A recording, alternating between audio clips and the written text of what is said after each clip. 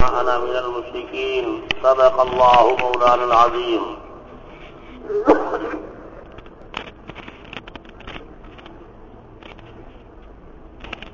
میرے محترم دوستوں اور بزرگوں، اللہ رب العزت نے اس کائنات کا اصل سرمایہ اور اصل پونجی ایمان کی دولت کو قرار دیا ہے. یہ سرمایہ اور یہ پونجی، اس کا ایک ایک لفظ اتنا طاقتور ہے کہ جس کے اوپر ساتوں زمین و آسمان ٹکے ہوئے ہیں. یہ کائنات کی ساری رنگینیاں اور یہاں کی سرسبزی و شادابی، یہ زمین و آسمان، چاند سورج ستارے، دریا جنگل پہاڑ، چرندے پرندے درندے، چوپائے دوپائے، حشرات الارض، انسان جنات، یہاں تک کہ ملائکہ علیہم الصلاۃ والسلام، جبرائیل ہوں، میکائیل ہوں، اسرائیل ہوں، اسرافیل ہوں، تمام ملائکہ علیہم الصلاۃ والسلام، لوح و قلم، حتیٰ کہ اللہ کے عرش اعظم، یہ سارا کی سارا اس وقت تک رکا ہوا ہے اور باقی ہے جب تک کہ ایمان کے کلمے کا ایک لفظ یعنی لفظ اللہ زبانوں کے اوپر باقی ہے. اپنی حقیقت کے ساتھ نہیں، صرف لفظی اعتبار سے جب تک ان تمام تر برائیوں کے باوجود سر سے لے کے پیر تک آدمی گناہوں میں ڈوبا ہوا ہے، لیکن اس کی زبان کے اوپر لفظ اللہ ہے، تو یہ اتنا طاقتور ہے کہ یہ تمام کائنات پوری کی پوری اس کے اوپر ٹکی ہوئی ہے. اور جس دن زبان سے یہ لفظ بھی اٹھ جائے گا، اس دن نہ آسمان و زمین ہوگا، نہ چاند سورج ستارے ہوں گے، نہ دریا جنگل پہاڑ ہوں گے. غرضے کی اس کا اتنا ایک ایک لفظ اتنا قیمتی ہے کہ جس کے اوپر ساتوں زمین و آسمان ٹکے ہوئے. نحمده ونصلي على رسوله الكريم اما بعد. محترم دوست اور بزرگوں، উনি কোরআনে পাকের যে আয়াত তেলাওয়াত করেন এর অর্থ হলো, আল্লাহ তাআলা বলতেছেন যে নবী আপনি বলে দেন যে এটাই আমার রাস্তা, আমি মানুষকে আল্লাহ তাআলার দিকে দাওয়াত দিই, আর এটা আমারও কাজ, আর যারা আমার উপরে ঈমান আছে আমার অনুসরণকারী তাদেরও কাজ, আর নিশ্চয় আমি মুশরিকদের অন্তর্ভুক্ত নয়.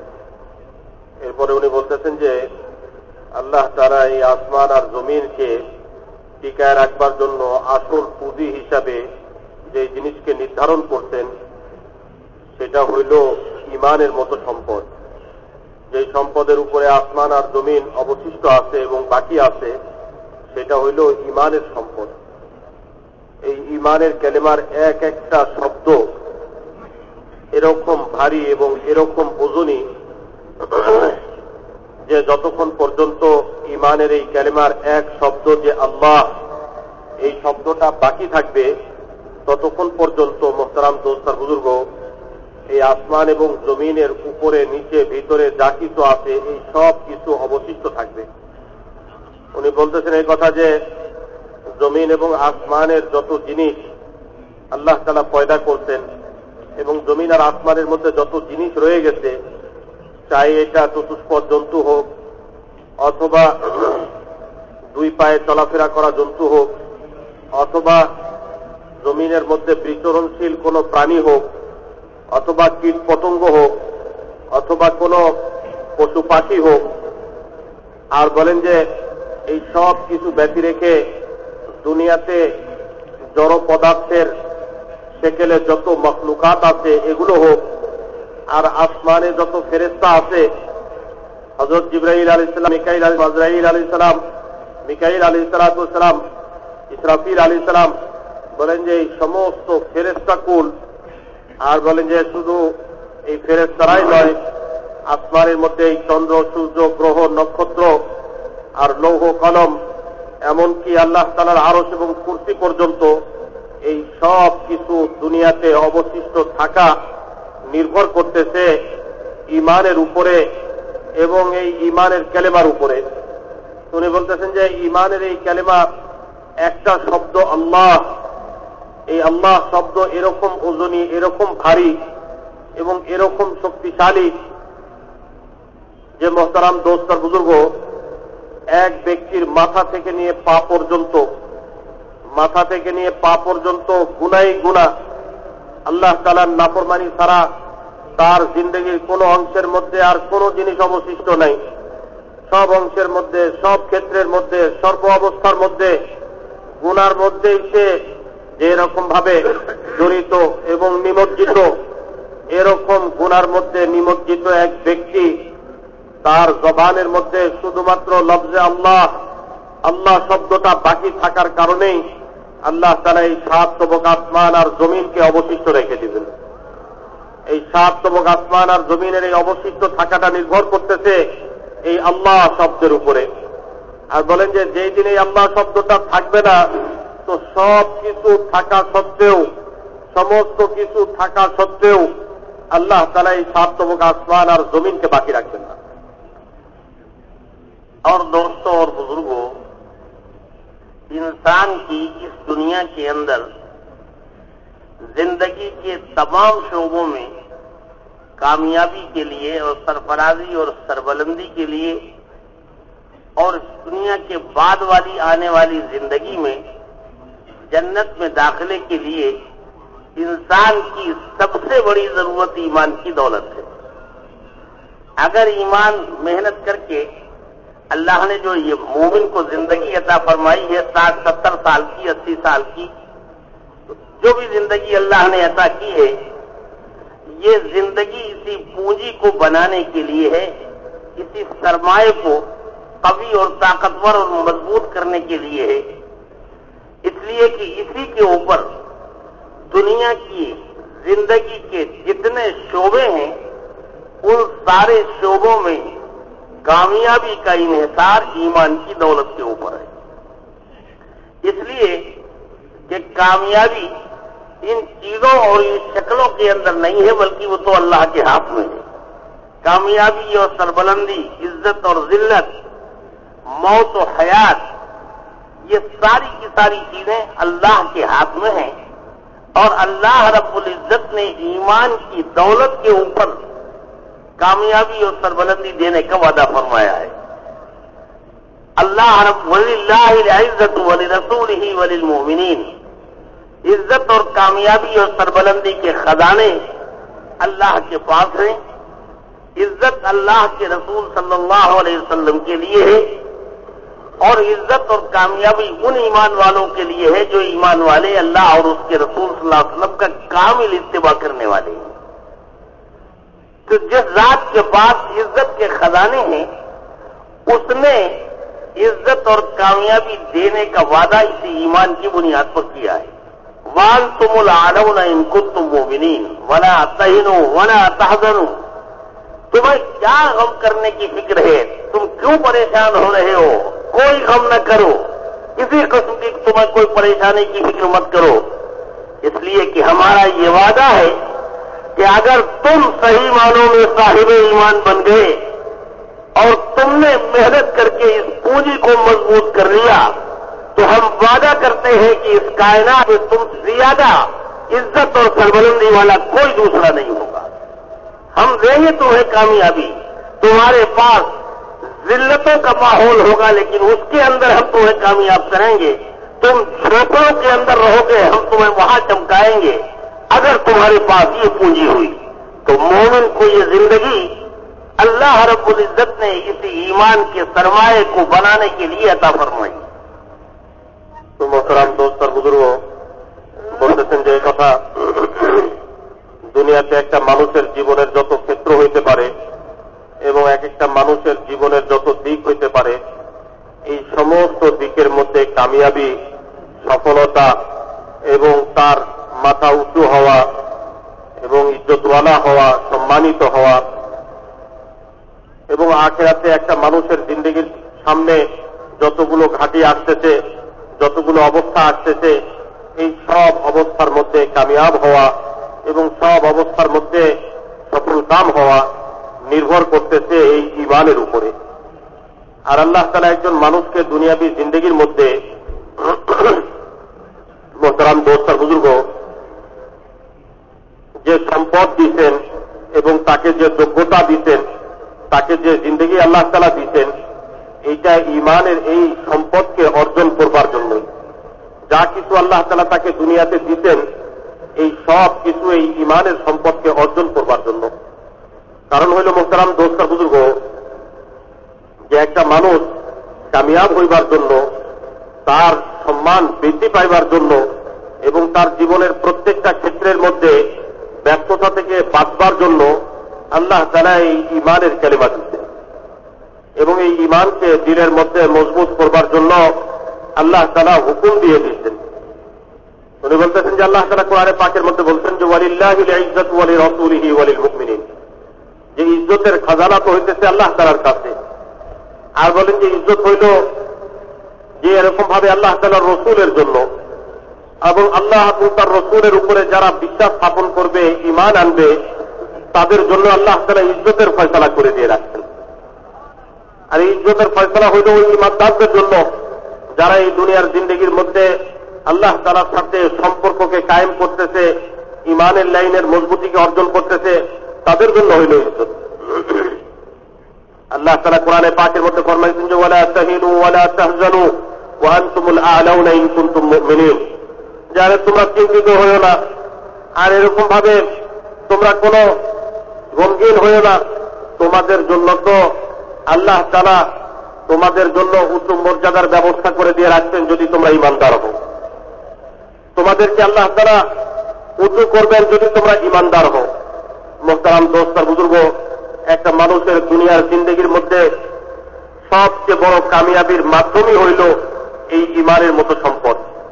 আর একটা মানুষের জিন্দেগির প্রত্যেক ক্ষেত্রের মধ্যে কামিয়াবির সবচেয়ে বড় মাধ্যম হইল এই ঈমানের সম্পদ।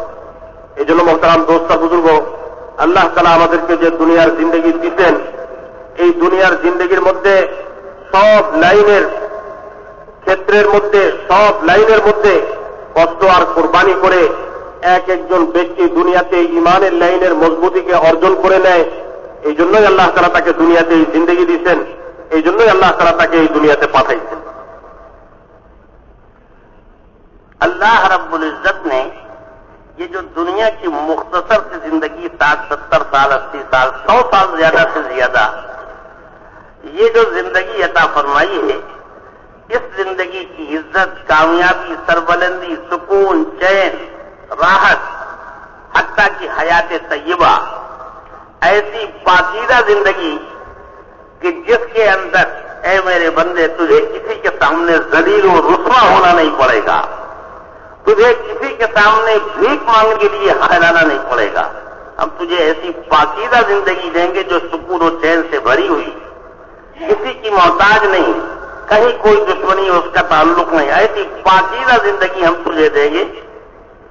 इस मेहनत के ऊपर, इस कलमे वाले यकीन की बुनियाद के ऊपर दुनिया के अंदर तो तुम्हें हम ऐसी पाकीज़ा जिंदगी देंगे और आखिरत के अंदर इसी ईमान की बुनियाद पर अल्लाह रब्बुल इज्जत हमेशा की नेमतें जन्नत की शक्ल में अता फरमाएंगे। जन्नत के अंदर दाखिला ईमान के बगैर मुमकिन नहीं है। पहाड़ों के बराबर नेकी आदमी लेके जाए, लेकिन ईमान अगर नहीं है तो जहन्नम में जाएगा। इसी सूरत से दुनिया के अंदर जिंदगी के किसी शोबे में भी कामयाबी ईमान के बगैर नहीं। कामयाबी देने वाले अल्लाह, और उन्होंने अल्लाह रब्बुल इज्जत ने ईमान को बुनियाद करार दिया है। तो आज हमारे यकीन के बिगाड़ के नतीजे में हमने ये समझा है कि कामयाबी इन चीजों में है, इज्जत और सरबलंदी इन चीजों में है। हमारी इस गलत यकीन की वजह से आज पूरी दुनिया के अंदर फसाद और बिगाड़ है। इसलिए कि दोस्तों और बुजुर्गों, ये इंसान की इंतहाई नादानी है कि हमारी कामयाबी और हमारी इज्जत इन चीजों की वजह से है, जबकि हकीकत ये है कि इन चीजों की कीमत इंसान की वजह से है। इन मकानात की, इन गल्लों की, इन अजनास की, सोने और चांदी की, हीरे और जवाहरात की जो कुछ भी इस किस्म की चीजें फैली हुई हैं इंसान के अलावा, इंसान का गैर जो कुछ भी है, उसके अंदर अगर कोई कीमत आई है तो सिर्फ इंसान की वजह से आई है। इंसान इनको इस्तेमाल करता है, इसलिए इनकी कीमत है। आज अगर सोने चांदी की जगह के ऊपर कोई इससे ज्यादा कीमती चीज, कोई इसका बदल आज के साइंसी दौर में ईजाद हो जाए और इंसान सोने चांदी को छोड़ करके उस धात को और उस जौहर को इस्तेमाल करना शुरू कर दे, इसे छोड़ दे, तो सोने चांदी की कीमत मिट्टी के बराबर हो जाएगी, इसलिए कि अब उसको कोई इस्तेमाल करने वाला नहीं। ये गन्ने और ये फ्रूट और ये फल, इनकी कीमत इस वजह से है कि इंसान को इस्तेमाल करता है, और अगर इनका बदल कोई तजवीज हो जाए, इनको इंसान इस्तेमाल करना छोड़ दे, तो इनकी कोई हैसियत बाकी नहीं रह जाएगी। मकानात कीमती इसलिए है कि इंसान इनके अंदर रह रहा है। आज के इस साइंसी दौर में कोई बदल तजवीज हो जाए कि इन मकानों से ज्यादा, 5 स्टार होटलों से ज्यादा राहत की चीजें ईजाद हो गई है और इंसान इन 5 स्टार होटलों में रहना छोड़ दे, ये सब खंडर नजर आएंगे।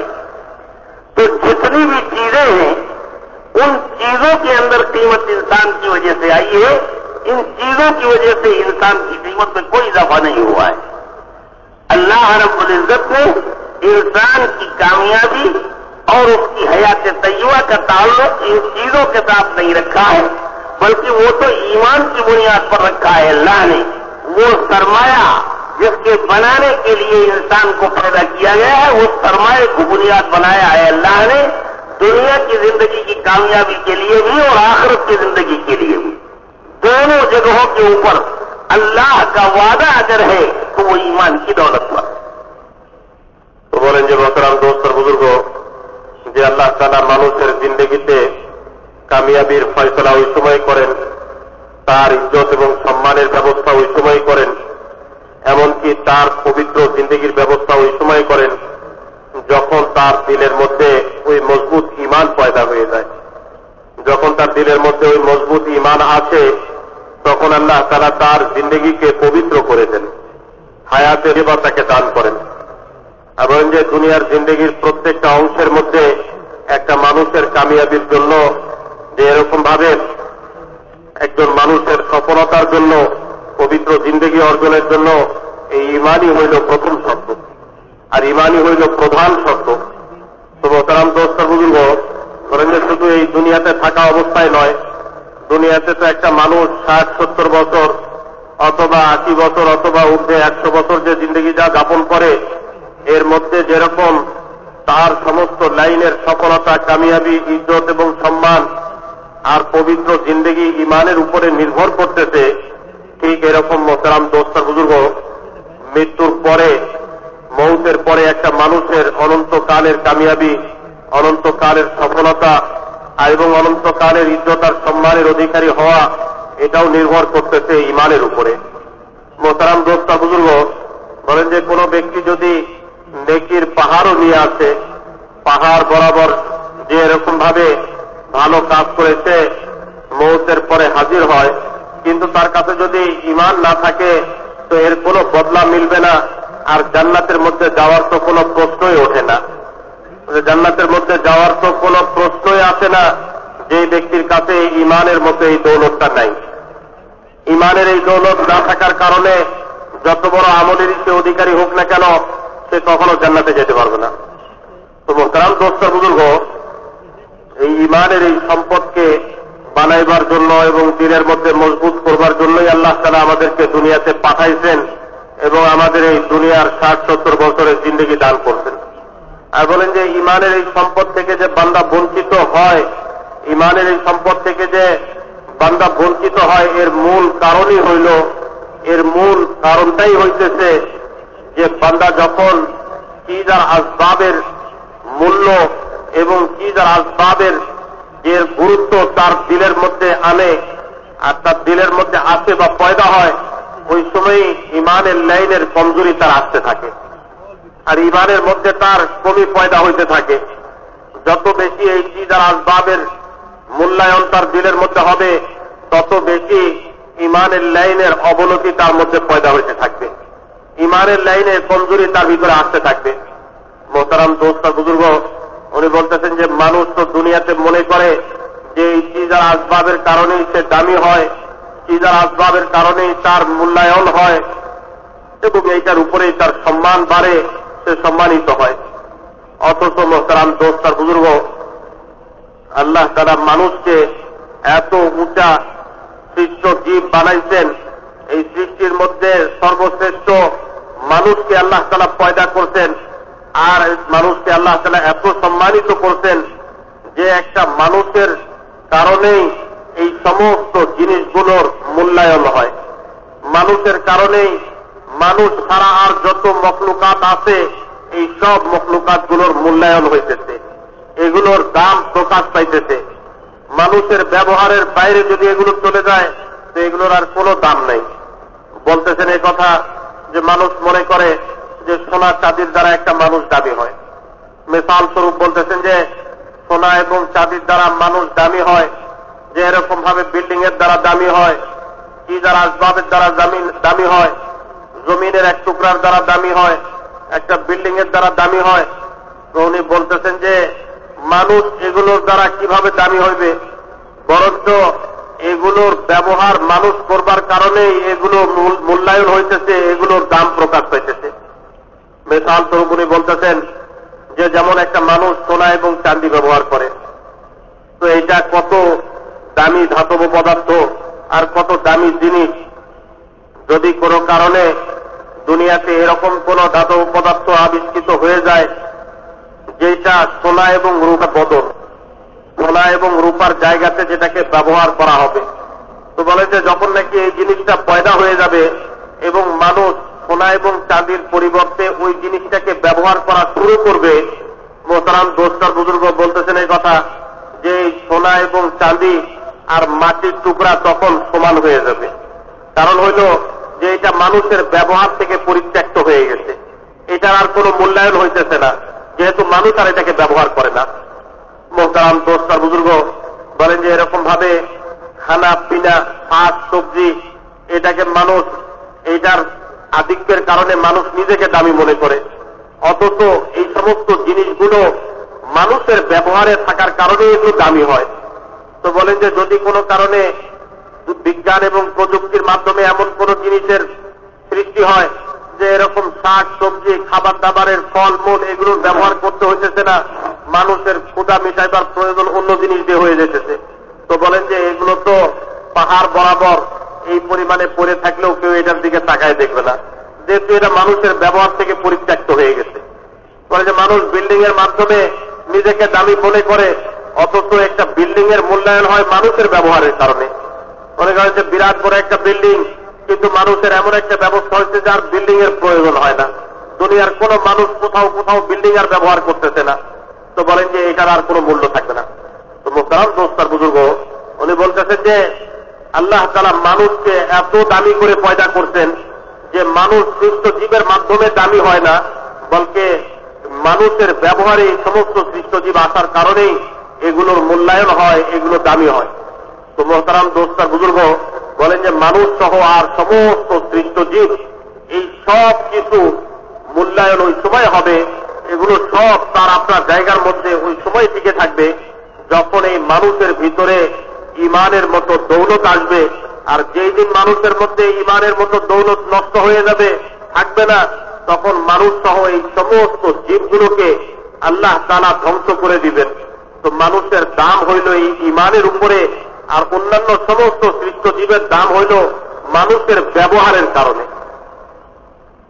दोस्तों और बुजुर्गों, ईमान में जब बिगाड़ आता है तो इस कायनात में बिगाड़ आता है। जब आदमी का अंदर के यकीन, उसका ताल्लुक इस मखलूक से जुड़ता है, चीजों का यकीन दिल के अंदर आता है, तो फिर ये आदमी अपने इस गलत यकीन की बुनियाद पर मानो असबाब के, चीजों के, रुपए पैसे के, बिल्डिंगों के, मकानात के, जितनी भी चीजें हैं इन सब के समेटने में इसलिए लगता है कि इन सारी चीजों के अंदर उसे कामयाबी नजर आ रही है, अपने इस गलत यकीन की नतीजे में। پھر اس دنیا اور اسباب دنیا اور دھن دولت کو سمیٹنے کے لیے یہ انسان آگے جب بڑھتا ہے تو حرام و حلال کی تمیز ختم ہو جاتی ہے. پھر تو مال ملنا چاہیے، حرام سے ملے تو کیا اور حلال سے ملے تو کیا، رہزنی سے، چوری سے، ڈاکے سے، قتل سے، جیسے بھی وہ یہ چیزیں فراہم کرنے کی کوشش کرتا ہے، اس لیے کہ اسے یقین ان چیزوں کے اندر نظر آتا ہے. یہاں تک کہ اس مال کی ہوس کو پورا کرنے کے لیے یہ آدمی اپنے جیسے انسانوں کا خون کرتا ہے اور پھر جانوروں سے بڑا درندہ بنتا ہے یہ آدمی. کوئی جانور کتنا ہی بھوکا ہو لیکن اپنی اولاد پہ ہاتھ نہیں ڈالے گا. شیر چاہے جتنا بھوکا ہو اپنے بچے کا پیٹ نہیں پالے گا، لیکن یہ انسان اپنی ہوس کا پیٹ بھرنے کے لیے اتنا بڑا درندہ بنتا ہے کہ مال کی ہوس کو پورا کرنے کے لیے اور تو اور بیٹا ماں کو گولی مارتا ہے، بھائی بھائی کو گولی مارتا ہے، باپ بیٹے کو گولی مارتا ہے. تو یہ انسانوں سے بڑا درندہ، انسان یعنی بھیڑیوں سے بڑا بھیڑیا، درندوں بڑا درندہ. اولئک کالانعام بل هم اضل، تو جانور ہو گئے جانور. انسانوں کی شکل میں آدمی بھیڑیا بنتا ہے، انسانوں کی شکل میں آدمی سانپ اور بچھو بنتا ہے، انسانوں کی شکل میں شیر اور چیتا بنتا ہے اپنے اس غلط یقین کی وجہ سے. بلکہ یہ درندے، ان درندوں کا حال تو یہ ہے کہ ان کے حملہ کرنے سے ایک آدمی کی موت ہوتی ہے، بچھو اور سانپ کے ڈسنے سے ایک آدمی کو تکلیف اور اس کی موت ہوتی ہے. لیکن یہ اتنا بڑا درندہ بنتا ہے کہ جب یہ ڈستا ہے تو ایک آدمی نہیں، علاقوں کے علاقے تباہ ہوتے چلے جاتے ہیں. پتہ نہیں کتنوں کا خون ہوتا ہے اور کتنوں کی عزتیں لٹتی ہیں اور کتنے مکانات منہدم ہوتے ہیں اور تباہ ہوتے ہیں. علاقوں کے علاقے، شہروں کے شہر تباہ ہوتے چلے جاتے ہیں اپنے اس غلط یقین کی بنیاد پر جو اس کے اندر پنپ رہا ہے. یعنی یقین اللہ کی ذات سے ہٹ کر کے جب چیزوں پہ آتا ہے تو اس کائنات کے اندر سوائے فساد اور بگاڑ کے کچھ نہیں ہوتا. ظہر الفساد فی البر والبحر بما کسبت ایدی الناس لیذیقہم بعض الذی عملوا لعلہم یرجعون. پھر خشکی اور تری میں آفتیں پھیلتی ہیں، پھر سمندروں میں، بحر و بر میں، جنگلات میں، صحرا میں، دریاؤں میں، ہر جگہ مصیبتیں ہی مصیبتیں ہوتی ہیں. ایسے ہی بگڑے ہوئے انسانوں کی وجود کی وجہ سے، نحوست کی وجہ سے آسمانوں اور زمینوں میں درمیان کا جو نظام ہے اس کے اندر پھر ایسا بدلاؤ آتا ہے اور ایسا ماحول بنتا ہے کہ ہر آدمی اپنی اپنی جگہ کے اوپر اتنا پریشان ہوتا ہے، اتنا پریشان ہوتا ہے کہ حضور صلی اللہ علیہ وسلم نے فرمایا کہ ابھی کیا ہے، ایک وقت وہ آئے گا کہ جب لوگ قبرستان سے گزریں گے تو تمنا کریں گے کہ کاش کہ ہم زمین کے اوپر ہونے کے بجائے زمین کے نیچے ہوتے تاکہ ان مصیبتوں سے نجات مل جاتی. ایسے ہی لوگوں کی وجہ سے پھر سمندروں میں طوفان آتے ہیں، پھر سونامی لہریں آتی ہیں. ایسے ہی لوگوں کی وجہ سے پھر زمینوں میں زلزلے ڈالے جاتے ہیں، آسمانوں سے آگ برسائی جاتی ہے، صحراؤں سے آندھیاں لا کر کے علاقوں کے علاقے تباہ ہوتے ہیں. ایسے ہی انسانوں کے غلط یقین اور اس غلط یقین کے نتیجے میں غلط اعمال اعمال جب وجود میں آتے ہیں تو اللہ کی طرف سے اعمال کے اعتبار سے پھر فیصلے دنیا کے اندر ہوتے ہیں. حضور صلی اللہ علیہ وسلم معراج کی رات میں جب تشریف لیے جا رہے تھے تو دیکھا کہ کچھ چیزیں اوپر چڑھ رہی ہیں، کچھ چیزیں نیچے اتر رہی ہیں. حضرت جبریل علیہ السلام سے پوچھا کہ بھائی جبرائیل یہ بتاؤ یہ کیا ہے جو اوپر جا رہا ہے اور کیا ہے جو نیچے آ رہا ہے؟ تو حضرت جبریل علیہ السلام نے عرض کیا کہ اللہ کے رسول، یہ جو نیچے سے اوپر جا رہا ہے یہ انسانوں کے اعمال ہیں اچھے اور برے، اور جو ادھر اوپر سے نیچے اتارا جا رہا ہے وہ انسانوں کے اعمال کے مطابق دنیا کے اندر حالات اتارے جا رہے ہیں. اگر اعمال وہ ہیں جن سے اللہ راضی ہوتے ہیں تو اللہ پاک بھی حالات وہ اتارتے ہیں جن سے انسان مطمئن اور خوش اور راضی ہوتا ہے. اور اگر اعمال وہ جا رہے ہیں کہ جن سے اللہ ناراض ہوتے ہیں تو اللہ پاک بھی حالات وہ اتارتے ہیں جو انسانوں کی مصیبت کی وجہ سے، انسانوں کی مصیبتوں کے، تکلیفوں کے، ذلتوں کے، تباہی کے، قتل و خون کے، فسادات کے، زلزلوں کے، طوفانوں کے، آندھیوں کے، اللہ حالات وہ اتارتے ہیں जिनसे इंसान मुसीबतों के अंदर मुब्तला होता है। जैसे अमाल तुम्हारे ऊपर जा रहे हैं वैसे ही तुम्हारे लिए हालात नीचे उतारे जा रहे हैं। তো মোহতারাম দোস্ত আর বুজুর্গ বলেন যে এরকম ভাবে দুনিয়ার মধ্যে সব লাইনে যে বিগার নজরে আছে এটা হইল মানুষের আমল বিগড়াইবার কারণে, এবং একটা মানুষের জিন্দগির মধ্যে যত লাইনে আমলি বিগার আছে বলেন যে সব কিছু মানুষের ইয়কিনের বিগারের কারণে। মানুষের ইয়কিন যখন নষ্ট হয়ে যায় তো তখন আমলও হয়ে যায়, আমলও বিগড়ায় যায়। আর যখন মানুষের আমল বিগড়ায় যায় তো এই আসমান আর এই জমিনের এই নিজামের মধ্যে পুরা দুনিয়ার সমস্ত ক্ষেত্র এবং পরিসরের মধ্যে বিশৃঙ্খলা পয়দা হয়ে যায়, সব লাইনের মধ্যে বিশৃঙ্খলা দেখা দেয়। উনি বলতেছেন যে এই সব লাইনের মধ্যে যে বিশৃঙ্খলা দেখা দিল এর সবচেয়ে বড় কারণই হইতেছে মানুষের ওই ইয়কিনের মধ্যে বিশৃঙ্খলা, সহি ইয়কিন তার দিলের মধ্যে না থাকা। সহি ইয়কিনের অবর্তমানেই তার আমলের মধ্যে এই বিশৃঙ্খলা আসছে, এবং তার আমলের মধ্যে এই কমির কারণেই, আমল বিনষ্ট হইবার কারণেই এই পুরা জমিনের মধ্যে যে এরকম ভাবে মাহলের মধ্যে বিগ্রাও পয়দা হয়েছে। তো মোহতারাম দোস্তর বুজুর্গ, একটা মানুষের ইয়কিন যখন সে ঠিক করে, যখন তার ইয়কিনের লাইনের সুধাও আছে, যখন ইয়কিন তার সহি হয়ে যায় তো তখন তার জিন্দগির আমলগুলোও সুন্দর হইতে থাকে, জিন্দগির মধ্যে আমলও তার সুন্দর হয়। আর বলেন যে যখন তার জিন্দগির আমল সুন্দর হয় আল্লাহ তাআলা তার জিন্দগির আমল সুন্দর হইবার কারণে জমিনের জন্য যে অবস্থার ফয়সলাটা করেন আসমান থেকে, ওই ফয়সলাটাও এমন ফয়সলা করেন যেটার মাধ্যমে মানুষ নিশ্চিন্ত হয়ে যায়, মানুষের পেরেশানি দূর হয়ে যায়, মানুষ শান্তির সাথে জীবনযাপন করতে পারে। আর বলেন যে এরকম ভাবে জমিনের মধ্যে থেকে বিশৃঙ্খলা দূর হয়ে যায়, ইতমিনানের পরিবেশ, নিশ্চিন্ত পরিবেশ, শান্তির পরিবেশ এবং ইজ্জতের পরিবেশ দুনিয়াতে কায়েম হয়ে যায়। কিন্তু মোহতারাম দোস্ত আর বুজুর্গ, যখন মানুষের ওই ইয়কিনের লাইনের সমস্যা শুরু হয়, মানুষের ইয়কিন নষ্ট হইতে থাকে এবং ইমানের লাইনের যখন সে যে এরকম ভাবে কমজোর হইতে থাকে এবং সহি ইমান থেকে যখন সে দূরে সরতে থাকে, তখন মোহতারাম দোস্ত আর বুজুর্গ, এক একটা মানুষের জিন্দগির মধ্যে থেকে মনুষ্যত্ব বিদায় নিয়ে পশুত্ব তার মধ্যে প্রকাশ পাইতে থাকে, পশুত্ব তার মধ্যে প্রকাশ পাইতে থাকে। এবং বলেন যে এরকম ভাবে জঙ্গলের হিংস্র জন্তু জানোয়ার শুধু নয়, যে এর থেকে আরো বড় পশুত্ব তার জিন্দগির মধ্যে প্রকাশ পাইতে থাকে। আর বলেন যে এরকম ভাবে একটা মানুষের মধ্যে শুধু পশুত্ব নয়, পশুত্বের মধ্যে যতটুকু হিংস্রতা আছে এর থেকে আরো অনেক গুণ বেশি হিংস্রতা তার মধ্যে পয়দা হইতে থাকে। আল্লাহ তাআলা এই জন্যই কোরআনে পাকের মধ্যে বলছেন যে উলাইকা কালানআমি বাল হুম আদল, যে এরা তো চতুষ্পদ জন্তুর মতো অথবা এর থেকেও বেশি আরো জঘন্য, এর থেকে আরো বেশি নিকৃষ্ট। মোহতারাম দোস্ত আর বুজুর্গ, তো বলেন যে মানুষের মধ্যে যে পশুত্বটা প্রকাশ পায় এই পশুত্বটা কোনো সাধারণ পশুত্ব নয়, যে এরকম পশুত্ব, এরকম হিংস্রতা মানুষের মধ্যে প্রকাশ পায় যে দুনিয়াতে এরকম কোন জানোয়ার আপনি দেখবেন না যে তার পেটকে ভরবার জন্য যে এরকম ভাবে নিজের সন্তানের উপরে হাত চালায়।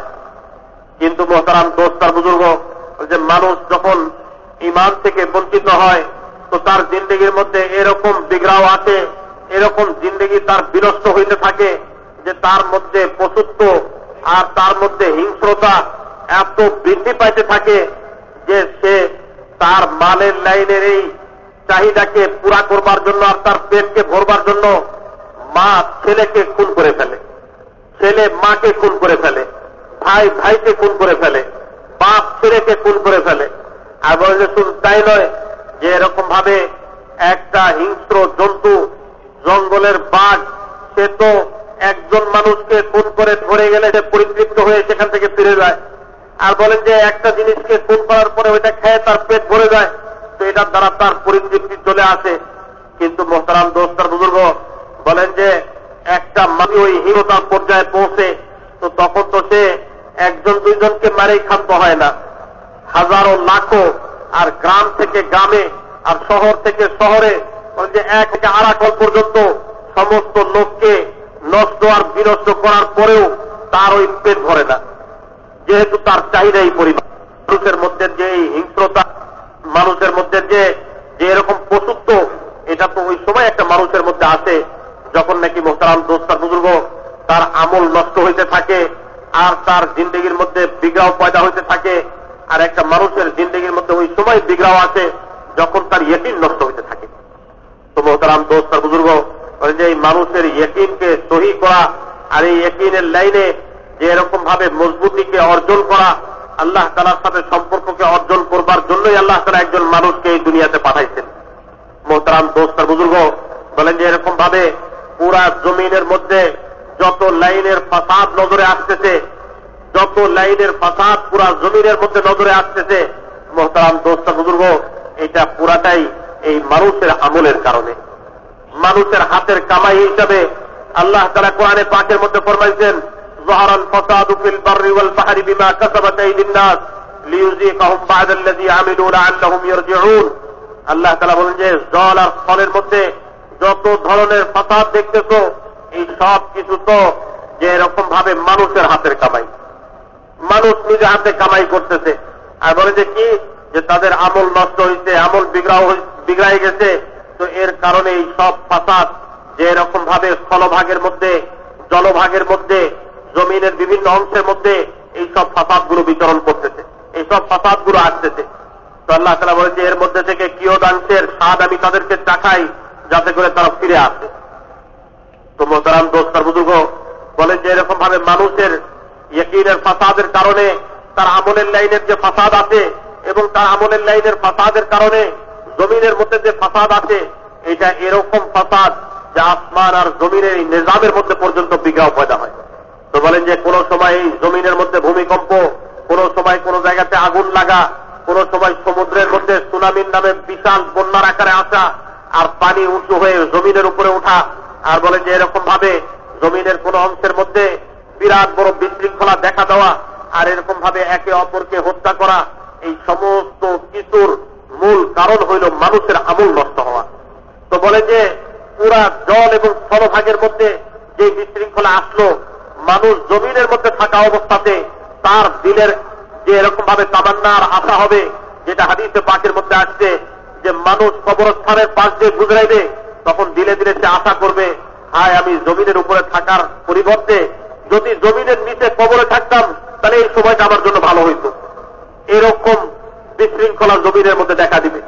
এই জন্য মোহতারাম দোস্তার বুজুর্গ এই মানুষের আমলের উপরেই সবকিছু নির্ভর করতেছে। মেরাজের রাত্রে হুজুরে পাক সাল্লাল্লাহু আলাইহি ওয়াসাল্লাম যখন মেরাজে গেলেন, তো তখন দেখলেন যে জমিন থেকে আসমানের দিকে একটা জিনিস উঠতেছে, আবার আসমান থেকে জমিনের দিকে আরেকটা জিনিস নামতেছে।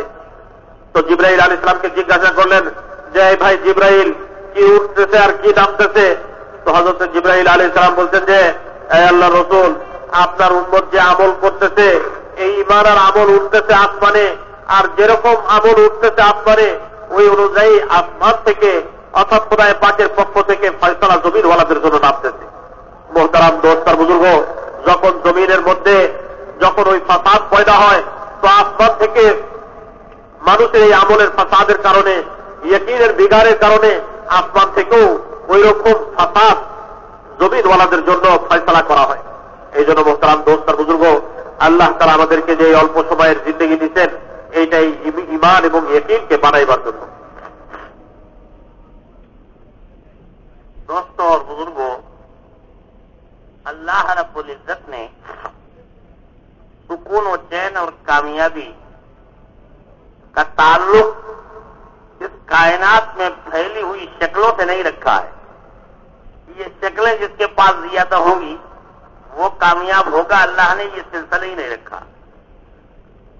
बहुत सारी चीजें होने के बावजूद मसला अल्लाह के हाथ है। फिरौन इसी गलत फहमी का शिकार था कि हाज़िहिल अनहारु तजरी मिन तहती अलैसा ली मुल्कु मिस्र अना रब्बुकुमुल आला, मैं ही मुल्क मिस्र का सबसे बड़ा खुदा हूं। ये नहरें, ये बागात, ये फौज, ये असलहे, ये सोने चांदी के अंबार और ढेर, कौन है इनका मालिक? मैं ही तो मालिक हूं इनका। मैं ही सबसे बड़ा परवरदिगार और उनके मिस्र का सबसे बड़ा रब हूं। ऐलान कर रहा था। अल्लाह रब्बुल इज्जत ने दिखलाया कि फिरौन, ये सारी शक्लें और चीजें बज़ाहिर तेरे हाथ में जरूर हमने दे दी हैं, लेकिन इनका तेरी सरबलंदी और कामयाबी के लिए इस्तेमाल करना या तेरी हिलाकत और तबाही के लिए इस्तेमाल करना, ये इख्तियार मेरे पास है। मैं चाहूं तो इनके जरिए से तुझे सरबलंद करूं और मैं चाहूं तो इनके जरिए से तुझे हिलाक करूं। फिर अल्लाह ने दिखाया कि जिन नहरों के ऊपर वो इतरा रहा था, अल्लाह रब्बुल इज्जत ने उन्हीं नहरों और बागात को उसकी हिलाकत का जरिया बना दिया। सारे के सारे डूब के मर गए। अलबत्ता इबरत के वास्ते ये खुदाई का दावा कर रहा था ना फिरौन, शैतान की आमद रफ्त थी इसके पास। शैतान ने एक मर्तबे इससे कहा कि भाई तुम तो हमारे भी बाप निकले। कहा भाई कहने लगे हमने तो सजदे का इनकार किया था कि तो लानत का तौक डाले डाले घूम रहे, खुदाई का दावा तो नहीं किया था, तुमने तो खुदाई का दावा कर दिया, अल्लाह के मुकाबले में खड़े हो गए, तो तुम तो हमारे भी बड़े हो गए। तो अल्लाह ने ये दिखाया कि ये खबीस तरीन इंसान जिसने अपने पैदा करने वाले को भुला करके खुद खुदाई का दावा किया था, सारा लश्कर तो तबाह हो गया, लेकिन इसकी लाश को अल्लाह ने इबरत के वास्ते बचाया। किताबों में लिखा हुआ है 3116 साल तक फिरौन की लाश समंदर के अंदर पड़ी रही, लेकिन अल्लाह ने उसे गलने और सड़ने से बचाया और आज भी महफूज है म्यूजियम के अंदर। वल्यौमा नुनज्जीका बिबदनिका लितकून लिमन खल्फका आया। लोग देखें आकर के इबरत हासिल करें कि ये वही आदमी है कि जिसने कभी मुल्क मिस्र में खुदाई का दावा किया था। तो अल्लाह ने दिखलाया कि कामयाबी और इज्जत और सरबलंदी इन चीजों के अंदर असल में नहीं है, वो तो हमारे हाथ में है। हम चाहें तो इन चीजों के जरिए से सरबलंद करें और हम चाहें तो इन चीजों के बगैर सरबलंद करें। इज्जत और कामयाबी और सरबलंदी ये सब हमारे हाथ में है। अब जब ईमान में बिगाड़ आता है तो ये चीजें चीजों से नजर आती हैं, कामयाबी चीजों में नजर आती है, इज्जतें चीजों में नजर आती हैं, जबकि अल्लाह रब्बुल इज्जत ने इनका ताल्लुक इन चीजों से रखा ही नहीं। वो तो अल्लाह के अवामिर हैं, आकाम खुदाबंदी है, अल्लाह का अम्र है। अल्लाह अपने अम्र के जरिए से कामयाब करते हैं। अल्लाह के अवामिर का इम्तिसाल जब जिंदगियों के अंदर आता है तो अल्लाह के अवामिर के पूरा होने में अल्लाह ने कामयाबी रखी है। कामयाबी इन शक्लों के अंदर नहीं है। और आमाल का ताल्लुक अल्लाह रब्बुल इज्जत ने इन चीजों के साथ नहीं बल्कि इंसान के आधा और जवारे से रखा है। और आधा और जवारे का ताल्लुक, अच्छे बुरे आमाल जो है वो इंसान के आधा और जवारे से सादिर होते हैं, और इंसान के आधा और जवारे का ताल्लुक अल्लाह ने इंसान के दिल के साथ रखा है। अला इन्न फिल जसदि मुद्गा व इन सलुहत सलुहल जसदु कुल्लुहु व इन फसदत फसदल जसदु कुल्लुहु अला वहियल क़ल्ब। ए इंसान, तेरे जिस्म के अंदर गोश्त का एक लोथड़ा है, अगर वो सही है तो पूरा जिस्म सही है, अगर वो उसमें बिगाड़ है तो फिर पूरे जिस्म के अंदर बिगाड़ और फसाद है, और वो इंसान का दिल है। अगर इसके यकीन का रुख सही है तो फिर पूरे कायनात के निजाम और पूरे कायनात के अहवाल सही है, और अगर इसके अंदर का यकीन बिगड़ा हुआ है तो फिर कायनात का सारा निजाम बिगड़ा हुआ है। তো মোহতারাম দোস্ত বুজুর্গ বলেন যে মানুষ যে বিষয়টার মধ্যে ধোঁকা খেয়ে যায় এটা হইল যে মনে করে যে চিজার আসবাব যত তার কাছে বৃদ্ধি পাইতে থাকবে, চিজার আসবাবের যত আধিক্য হবে, কামিয়াবিও তত বেশি তার কাছে আসবে। যত বেশি আসবাব তত বেশি কামিয়াবি। আর বলেন যে এগুলোর মাধ্যমে মানুষ সফলতার স্বপ্ন দেখে, সফলতার জন্য সে চিন্তা করে এবং সফলতা তার কাছে আসবে এইটার ব্যাপারে সে যে এরকম ভাবে বিশ্বাস রাখে। তো বলে যে এই লাইনেই মানুষের অধঃপতন এবং মানুষের যে এরকম ভাবে স্খলন এই লাইনেই হয়ে থাকে। তো উনি বলেন যে এরকম ভাবে যখন একজন মানুষ মনে করে যে চিজার আসবাব যত আমার কাছে থাকবে একদিকে যেরকম সফলতা আসবে, এই চিজার আসবাবের আধিক্যের মাধ্যমে আমার ইজ্জত ওই রকম দিন দিন বাড়তে থাকবে, সম্মানের লাইনও আমার উন্নতি হইতে থাকবে। আর বলেন যে এরকম ভাবে সুখ আর শান্তিও তত বেশি আমার বাড়তে থাকবে যত বেশি আমার কাছে দুনিয়াবি চিজ আর আসবাব বাড়তে থাকবে। তো একটা মানুষের জিন্দগির মধ্যে যত লাইনের শব্দ থাকে এই সবগুলো পুরা হওয়া মানুষ দেখে চিজ আর আসবাবের আধিক্যের উপরে, চিজ আর আসবাব বেশি হওয়ার উপরে। কিন্তু মোহতারাম দোস্ত আর বুজুর্গ, আল্লাহ তাআলা এটার প্রমাণ দেখাইছেন যুগে যুগে, আল্লাহ তাআলা এটার প্রমাণ দেখাইছেন মানুষের জিন্দগির মধ্যে। তো বলেন যে দুনিয়াতে সবচেয়ে দামি জিনিস এবং দুনিয়াতে সবচেয়ে মানুষের কাছে লোভনীয় জিনিস, এই সব জিনিসগুলোর আধিক্য থাকা সত্ত্বেও আল্লাহ তাআলা যে এরকম যে ব্যক্তিবর্গকে দুনিয়াতে জলিল করছেন এবং আল্লাহ তাআলা যে তাদেরকে বেইজ্জত করছেন, এটার প্রমাণ আল্লাহ তাআলা কায়েম করছেন দুনিয়াতে। কোরআনে পাকের মধ্যে আল্লাহ তাআলা এরকম ঘটনাকে শুনাই দিচ্ছেন। তো বলেন যে এরকম ভাবে ফেরাউনের কাছে বিরাট বড় রাজত্ব ছিল, আর বলেন যে এরকম ভাবে সে নিজেকে রব হিসাবে, প্রতিপালক হিসাবে দাবি করছিল, আর সে কথা বলতেছিল যে আলাইসা লি মুলকু মিসর ওয়া হাযিহিল আনহারু তাজরি মিন তাহতি, ওই যে দেখো মিশরের রাজত্ব কি আমার জন্য নয়, আর এই নহর আর এই যে নদী এটা তো আমার পায়ের নিচ থেকে প্রবাহিত হইতেছে, আমার হুকুমে চলতেছে। তো বলে যে তার কাছে বিরাট রাজত্ব ছিল, মাল আর মুলক ছিল, তো এইটার উপরে সে তার মধ্যে ইয়াকিনের লাইনের বিকার পয়দা হইল, যে তার ভিতর থেকে সহি ইয়াকিন নষ্ট হয়ে গেল। আর ওই চিজার আসবাবের আধিক্যের কারণে, যে এরকম ভাবে চিজার আসবাবের উপরে আস্থা রাখার কারণে, বলেন যে এরকম ভাবে সে তখন এগুলোর উপরেই ভরসা করে, এগুলোর উপরেই আস্থা করে নিজের জিন্দগিকে কামিয়াব করবার জন্য চেষ্টা করতেছিল, এগুলোর উপরে নির্ভর করেই নিজের জিন্দগিকে কামিয়াব করতে চেষ্টা করতেছিল। অথচ আল্লাহ তাআলার ফয়সালা হইল যে যখন আল্লাহ তাআলা চাইবেন তো তখন এই চিজার আসবাবকে কারো পক্ষে ব্যবহার করায়া যে তার প্রয়োজনকে পুরা করাই দিবেন, আর যখন আল্লাহ তাআলা চাইবেন এই সমস্ত চিজার আসবাবগুলোকে তার বিপক্ষে ব্যবহার করিয়া তার হালাক এবং ধ্বংসের ব্যবস্থা করে দিবেন। আল্লাহ তাআলা এই আসবাবগুলোকে তার জন্য ধ্বংসের কারণ বানিয়ে দিবেন।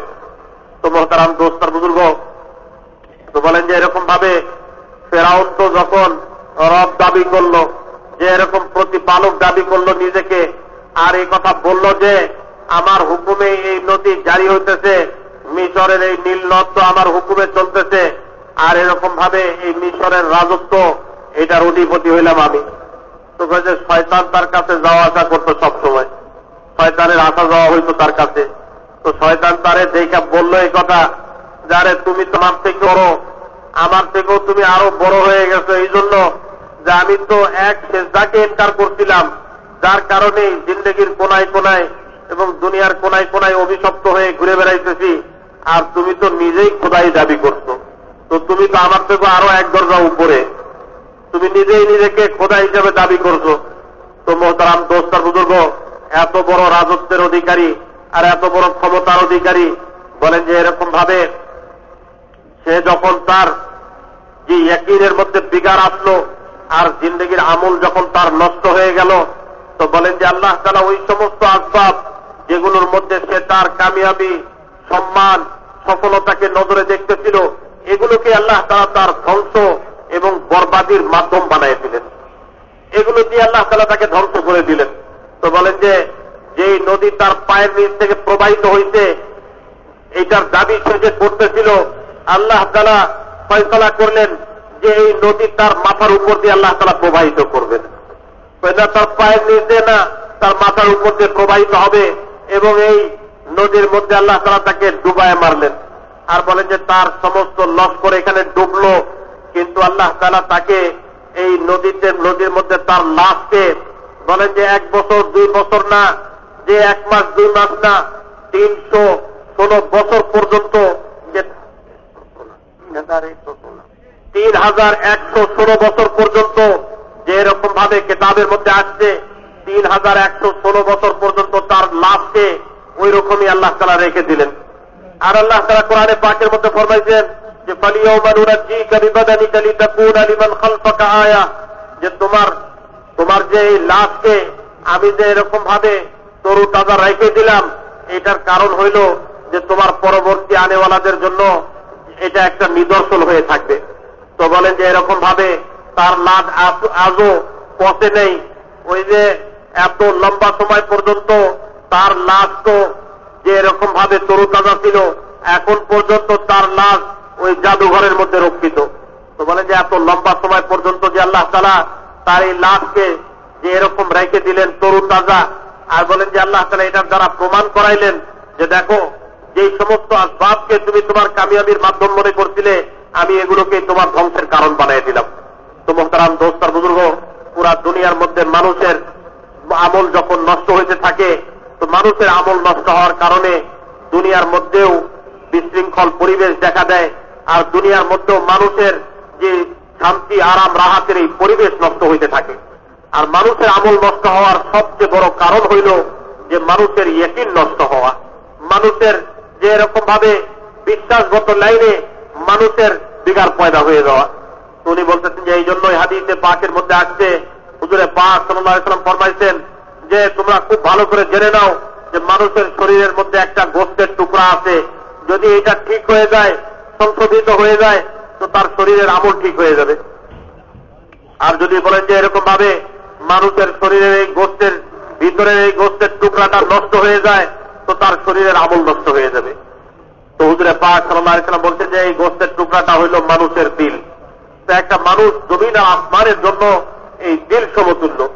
যেরকম মানুষের দিলের ইতিন নষ্ট হয়ে গেলে অঙ্গ প্রত্যঙ্গের আমল নষ্ট হয়ে যায়, ঠিক মোহতারাম দোস্ত আর বুজুর্গ, মানুষের আমল যদি আসমান আর এই জমিনের মাঝে নষ্ট হয়ে যায়, তো আল্লাহ তাআলা এই আসমান আর জমিনের মাঝের পরিবেশ এবং সমস্ত লাইনের অবস্থাকেও নষ্ট করে দেন, হালাত বিগড়ে যায়। আর আসমান থেকে মানুষের বিপক্ষে তার পক্ষের আসবাবগুলো, দুনিয়াবি চিন্তার আসবাবগুলো তার বিপক্ষে তখন ব্যবহার হওয়া শুরু হয়ে যায়। अब दोस्तों और बुजुर्गों, अल्लाह रब्बुल इज्जत ने इन हालात का, सुकून और चैन का, इज्जत और सरबलंदी का ताल्लुक ईमान की बुनियाद के ऊपर रखा है। जब इसके अंदर बिगाड़ आता है तो पूरे आलम के अंदर बिगाड़ आता है। जब आदमी चीजों ही को सब कुछ समझने लगता है, फिर कामयाबी भी इन चीजों की तरफ से आती हुई दिखाई देती है इसे, और नाकामी भी। फिर नाकामी से बचने के लिए अपनी तदबीरों के ऊपर भरोसा करता है। जिन आमाल की बुनियाद पर हालात में फसाद आया है, उन्हीं आमाल में अपनी तदबीरों के जरिए से अपने आप को और लगाता है। उसका नतीजा ये होता है कि हालात और ज्यादा बिगड़ते चले जाते हैं, यहां तक कि हर आदमी को जिंदगी के बजाय मौत अच्छी मालूम होने लगती है, और तमन्ना करता है कि काश कि हम दुनिया के अंदर होने के बजाय इस जमीन के नीचे होते, ताकि इन मुसीबतों से निजात हमें मिल जाती। तो ये सारा के सारा बिगाड़ जो होता है वो इस ईमान के बिगाड़ के नतीजे में। इसी को अल्लाह के रसूल सल्लल्लाहु अलैहि वसल्लम ने फरमाया कि अगर ये दिल सुधरा है तो फिर आमाल भी सुधरे हैं, आज़ा भी सुधरे हैं, हालात भी सुधरे हैं। और अगर इस यकीन, ये यकीन की पूंजी इसमें बिगाड़ है, तो फिर दुनिया की कोई कुव्वत हमें दुनिया के अंदर और आखिरत के अंदर कामयाबी नहीं दिला पाएगी। वो तो अल्लाह के हाथ में, अल्लाह ने वादा किया है। इसी मेहनत के वास्ते अल्लाह रब्बुल इज्जत ने इस दुनिया के अंदर हमें जिंदगी अता फरमाई है, 60, 70 साल, 80 साल जो कुछ भी है, कि हम मेहनत करके अपनी इस पूंजी को बना लें। जब ये पूंजी बन जाएगी, यकीन अल्लाह की जात के ऊपर आएगा। अब अल्लाह की जात के ऊपर जब यकीन आएगा तो हमें आमाल से जिंदगी बनती हुई नजर आएगी। फिर हमें अल्लाह के एक एक हुक्म के पूरा करने में हमें अपने मसाइल का हल होता हुआ नजर आएगा, मसाइल हल होते हुए हमें नजर आएंगे। सहाबा किराम रिज़वानुल्लाह अलैहिम अजमईन, इन्होंने जो 13 साल की मेहनत की है, उसमें वो यकीन हासिल कर लिया था कि कायनात की हर मखलूक से और उसका तासुर से उनका दिल पाक हो गया था। कोई चीज अल्लाह के अलावा थी ही नहीं दिल के अंदर। फारूक आजम रज़ी अल्लाह तआला अन्हु तवाफ कर रहे थे, हजर अस्वद को बोसा दिया। बोसा देने के बाद फरमाने लगे कि हजर अस्वद, मैं जानता हूं कि तू सिर्फ एक पत्थर है, نہ تیرے اندر نفع ہے نہ تیرے اندر نقصان ہے. تجھے بوسہ میں اس لیے نہیں دے رہا کہ تیرے اندر کوئی نفع اور نقصان ہے، بلکہ تجھے بوسہ صرف اس لیے دے رہا ہوں کہ اللہ کے رسول جناب محمد رسول اللہ صلی اللہ علیہ وسلم نے تجھے بوسہ دیا ہے، ورنہ تیرے اندر ہے کچھ بھی نہیں. یعنی اللہ کے ہر غیر کا انکار، جو کچھ ہے اللہ کی ذات اور اس کی صفات کے اوپر ایسا یقین کہ اللہ کے غیر کا تعصب دل کے اندر سے نکل گیا. اب اللہ کے رسول صلی اللہ علیہ وسلم کے لائے ہوئے اعمال میں اپنے مسائل کا حل نظر آنے لگا. کوئی بھی مسئلہ ہو، اللہ رب العزت نے اپنے اسماء صفاتیہ جو ظاہر کیے ہیں 99 نام، تو وہ ہیں جو ہم جانتے ہیں، قرآن پاک کے اندر اور حدیث کے اندر مذکور ہیں. 99 نام اسماء صفاتیہ کے. اللہ کے کتنے نام ہیں، اسماء صفاتیہ کتنے ہیں، یہ تو اللہ بہتر جانتے ہیں. بعضوں نے 3,500 لکھے ہیں، کسی نے 6.5 لاکھ لکھے ہیں، لیکن ان سب کے بعد سب نے یہ لکھا ہے کہ صحیح تعداد کیا ہے وہ اللہ جانتا ہے.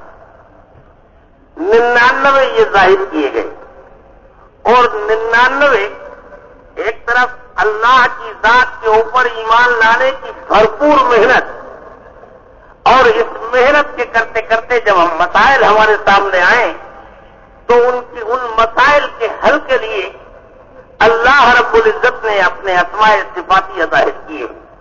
میرے بندے، اللہ کے دین کی محنت کرتے کرتے اگر تجھے بھوک لگے اور رزق کی ضرورت ہے تو خبردار میرے علاوہ کسی کا غیر کی طرف نہ دیکھنا، اس لیے کہ رزاق میں ہوں، رزق میرے ہاتھ میں ہے. لہذا تیری نظر اٹھے تو اللہ کی طرف اٹھے. محنت کرتے کرتے تجھے حفاظت کی ضرورت ہے تو اے میرے بندے، میرے غیر کی طرف مت دیکھنا، اس لیے کہ پوری کائنات کے اندر حفاظت کرنے والی ذات صرف اور صرف اللہ کی. محنت کرتے کرتے اگر تجھے ربوبیت کا مسئلہ تیرے سامنے آ جائے تو خبردار میرے علاوہ کسی دوسرے کے سامنے ہاتھ مت پھیلانا، نظر مت اٹھانا، اس لیے کہ رب میں ہوں. میں چاہوں تو غذاؤں سے پرورش کروں، اور میں چاہوں تو بغیر غذاؤں کے پرورش کروں.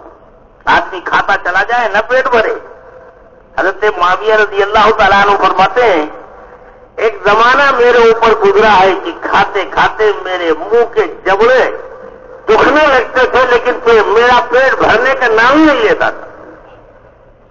اور چاہے تو میرے اصل ربوبیت جو ہے وہ اللہ کے امر کے اندر ہے. ہم ان گلوں اور چیزوں اور اجناس میں سمجھ رہے ہیں یہی ہے ایمان کا بگاڑ. اصل مسئلہ اللہ کے ہاتھ میں ہے. چاہے تو غذاؤں سے پالیں اور چاہے تو اللہ رب العزت غذاؤں کے بغیر اپنے امر سے پالیں.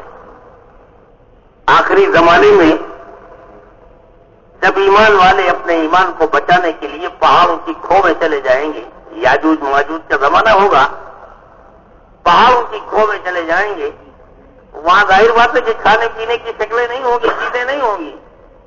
انہیں جب جب بھوک اور پیاس لگے گی تو یہ تیسرا کلمہ پڑھیں گے، سبحان اللہ والحمد للہ ولا الہ الا اللہ واللہ اکبر ولا حول ولا قوت الا باللہ العلی العظیم. یہ تیسرا کلمہ پڑھیں گے اور اللہ پاک اس تیسرا کلمہ پڑھنے کی برکت سے ان کا پیٹ بھر دیا کرے گا. تو رب اللہ نے ربوبیت، رب والی صفت، رب السماوات والارض، اے انسان اللہ کا غیر جو بھی اس کائنات میں پھیلا ہوا ہے جس شکل میں ہے، انسان ہو، جنات ہو، آسمان و زمین، چاند سورج ستارے ہو، دریا جنگل پہاڑ ہو، اثرات اللہ کیڑے مکوڑے ہوں، ہم اپنی ہر مخلوق کو جانتے ہیں کہ کون سی مخلوق کس وقت میں کہاں پر ہے اور اس کو کتنے رزق کی ضرورت ہے. مخلوق جو زمین کے اوپر چل رہی ہے وہ اپنا رزق اپنی پیٹھ کے اوپر لادے لادے نہیں گھوم رہی. لا تحمل رزقها अल्लाहु यर्ज़ुकुहा व इय्याकुम। कोई मखलूक अपनी पीठ के ऊपर अपना राशन पानी बांध के नहीं चल रही है कि भूख लगेगी तो पका के खा लेंगे इंसान के तरीके से बेयकीनी की बुनियाद पर। अल्लाह उसको भी रिज़्क़ दे रहा है और अल्लाह ही तुमको भी रिज़्क़ दे रहा है। तो ये अस्माए सिफातिया जाहिर किए गए, ये असल में हमारी जरूरतें हैं। ये 99 जो है ये हमारी जरूरतें हैं जिनको अल्लाह ने जाहिर किया कि मेरा बंदा तो दीन की मेहनत करे, ईमान की मेहनत करे, यानी मेरी जात और सिफात का और मेरी कुव्वत और ताकत का, मेरे जलाल और जबरूत का, इस पूरी कायनात का, कायनात के अंदर और तमाम आलम में मेरी जात का तारुफ कराए, मेरे जलाल और जबरूत का तारुफ कराए, मेरी कुदरत और कुव्वत और ताकत का तारुफ कराए। अल्लाह ने तो ऐसा पैदा किया था, इसलिए पैदा किया था इंसान को। कुन्तु कंज़म मख़फ़िय्यन, मैं तो एक छुपा हुआ खजाना था, कोई जानता था, मैंने चाहा कि मुझे पहचाना जाए, लिहाजा मैंने कायनात को बनाया और इंसान को। कायनात को तो अल्लाह ने अपनी कुदरत का मजहर बनाया है। कैसी कैसी चीजें अल्लाह ने मिट्टी से पैदा फरमाई अपनी कुदरत से। आसमान को बगैर आसमान के, जमीन को बगैर जमीन के, चांद सूरज सितारों को बगैर चांद सूरज सितारों के, मलाइका को बगैर मलाइका के, आदम को बगैर आदम के, अपनी कुदरत से ये सारी चीजें पैदा फरमाई। और फिर हर मखलूक का अल्लाह रिज़्क़ जानते हैं। हम समझते हैं रिज़्क़ का मसला इंसानों जानवरों तक है, मलाइका को भी रिज़्क़ दिया जाता है, उनका भी रिज़्क़ है। हर अल्लाह का गैर जो भी है, आसमानों को उनका रिज़्क़ दिया जाता है, जमीन को उनका रिज़्क़ दिया जाता है, चांद सूरज सितारों को उनका रिज़्क़ दिया जाता है। वो खालिक और मालिक है, वो अल्लाह अल्लाह है, वो अल्लाह अल्लाह है। आज तक हम समझे ही नहीं, अपने अल्लाह को हमने जाना ही नहीं। वो अल्लाह अल्लाह है, कादिर मुतलक है, जो चाहता है जैसे चाहता करता है, फ़आलुल लिमा युरीद, जो चाहता है करता है, कोई रुकावट नहीं। हम अल्लाह को अल्लाह मानकर अल्लाह के ऊपर कोई एहसान नहीं कर रहे। अगर हम अल्लाह की उलूहियत का इनकार कर दें, सारे इंसान, सारे फरिश्ते, सारे मलाइका, सारे जिन्नात, सारे हशरातुल्लाह, सारी मखलूक जितनी भी फैली हुई है इस पूरी कायनात के अंदर, सब मिलकर के अल्लाह का इनकार कर दे, फिर भी खुदा की कसम अल्लाह की खुदाई में एक राई के दाने के बराबर कमी नहीं है। अल्लाह अल्लाह है, वो जलाल जबरूत का मालिक। मोहताज हम हैं, हम मोहताज हैं। अल्लाह का नाम लेकर हम अपने एहसान कर रहे हैं, अपने आज़ा और जवारे पे एहसान कर रहे हैं, जहन्नम से अपने वजूद को बचा रहे हैं अल्लाह का नाम लेकर के। तो अल्लाह पर नहीं बल्कि अपनी जात के ऊपर एहसान है। इसलिए दोस्तों और बुजुर्गों, अब ये इस कायनात का के अंदर अल्लाह की जात और सिफात का तारुफ कराना, इसलिए अल्लाह ने अपने अस्माए सिफातिया जाहिर किए ताकि इंसान हमारी कुदरत को, हमारी मशीयत को, हमारी रुबूबियत को, हमारी हिफाजत को जाने और अपनी तमाम तर जरूरतों का पूरा होना हमसे समझे। और जब जरूरतें आ जाएं तो फिर इधर उधर देखने के बजाय बराह रास्त अल्लाह की तरफ नजर उठे और अल्लाह के हुक्मों को पूरा करके अल्लाह से मांगे, अल्लाह मसले को हल करेंगे। तो भाई मोहतरम दोस्त और बुजुर्गों, বলতেছেন এই কথা যে যখন নাকি মানুষের মধ্যে ইমানের লাইনের বিগার পয়দা হয় তো তখন সর্বপ্রথম মানুষ চিজ আর আসবাবের মুখাপেক্ষী হইতে থাকে। আল্লাহ তাআলার জাত আর সিফাতের উপরে যখন তার ইমান নষ্ট হয়ে যায় তো তখন মোহতারাম দোস্ত আর বুজুর্গ, আল্লাহ তাআলার দিকে একটা মানুষ মুতাওয়াজ্জহ হয়ে আল্লাহর দিকে ফিরে আল্লাহর কাছ থেকে তার প্রয়োজনকে পুরা করার পরিবর্তে আল্লাহর বানানো মাখলুকাতের দিকে তখন সে ফিরতে থাকে এবং সেই দিকে সে মুখাপেক্ষী আর মোহতাজ হইতে থাকে এবং মনে করে যে চিজার আসবাব যত বাড়বে তত বেশি আমার যে এরকম ভাবে অভাব দূর হয়ে যাবে, পেরেশানি দূর হয়ে যাবে এবং আমার কাছে যে অভাব আছে এই অভাব দূর হয়ে যাবে, এইটার চিন্তা তখন তার ভিতরে পয়দা হইতে থাকে। কিন্তু মোহতারাম দোস্ত আর বুজুর্গ, একটা মানুষের সমস্ত লাইনের সমস্যা, সমস্ত লাইনের অভাব আর অনটন, এগুলো চিজার আসবাবের আধিক্যের কারণে পুরা হয় না, অথবা চিজার আসবাবের যে কমির কারণে একটা মানুষের সমস্যা বা একটা মানুষের চাহিদা বাড়ে, এরকম নয়।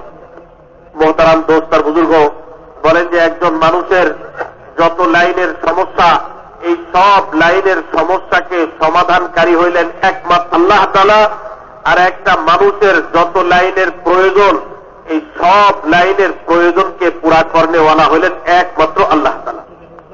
উনি বলেন যে এরকম ভাবে দুনিয়ার চিজ আর আসবাব না মানুষের সমস্যার সমাধান করতে পারে, না একটা মানুষের প্রয়োজনকে পুরা করতে পারে। মানুষ ছাড়াও আর যত মাখলুকাতকে আল্লাহ তাআলা বানাইছেন, এই সব মাখলুকাত গুলো মোহতারাম দোস্ত আর বুজুর্গ যত লাইনের প্রয়োজনীয়তা অনুভব করে এবং যত লাইনের চাহিদা তাদের মধ্যে থাকে, এই সবগুলোর পুরা করনেওয়ালাও হইলেন একমাত্র আল্লাহ তাআলা।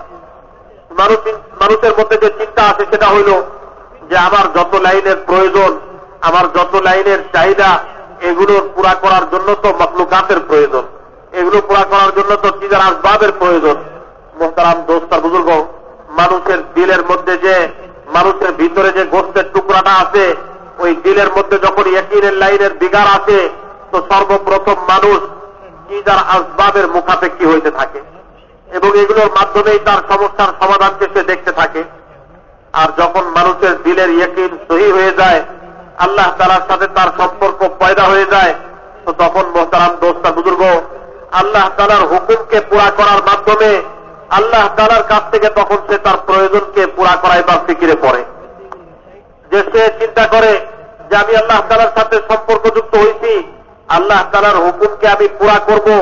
ওই আল্লাহ তাআলার কাছে এরকম এরকম সিফাত আছে, যে সিফাতগুলো যে এরকম ভাবে আমার প্রয়োজনগুলোকে পুরা করবার লাইনে আমাকে শিক্ষা দিতেছে, এবং যে সিফাতগুলোর বিশ্বাস, যে সিফাতগুলোর উপরে বিশ্বাস করার মাধ্যমে আমি ওই আল্লাহ তাআলার কাছ থেকে আমার সমস্ত লাইনের প্রয়োজনগুলোকে পুরা করাই নিতে পারবো, আর আমার চাহিদাগুলো মিটতে থাকবে। মোহতারাম দোস্ত আর বুজুর্গ, এই জন্য বলেন যে আল্লাহ তাআলার এক তো হইল আল্লাহ তাআলার জাতের উপরে বিশ্বাস করা, দ্বিতীয় হইল যেগুলো আসমাউল হুসনা, আর বলেন যে এরকম ভাবে আল্লাহ তাআলার সুন্দর সুন্দর নাম কোরআন এবং হাদিসের আলোকে তো বলা হয় যে এগুলো হইল 99টা আল্লাহ তাআলার সিফাতি নাম। তো বলেন যে আসল আল্লাহ তাআলার যে কতগুলো সিফাতি নাম আছে, এটা তো আল্লাহ তাআলাই ভালো জানেন, অন্য কেউ আর এটা জানে না। কিন্তু বলেন যে আল্লাহ তাআলা যা বলতেন এইটা তো 99 আমরা জানি, কিন্তু তাছাড়াও অনেকে বলছেন যে আল্লাহ তাআলার 3500 সিফাতি নাম আছে, কেউ 6.5 লক্ষ সিফাতি নামের কথা বলছেন।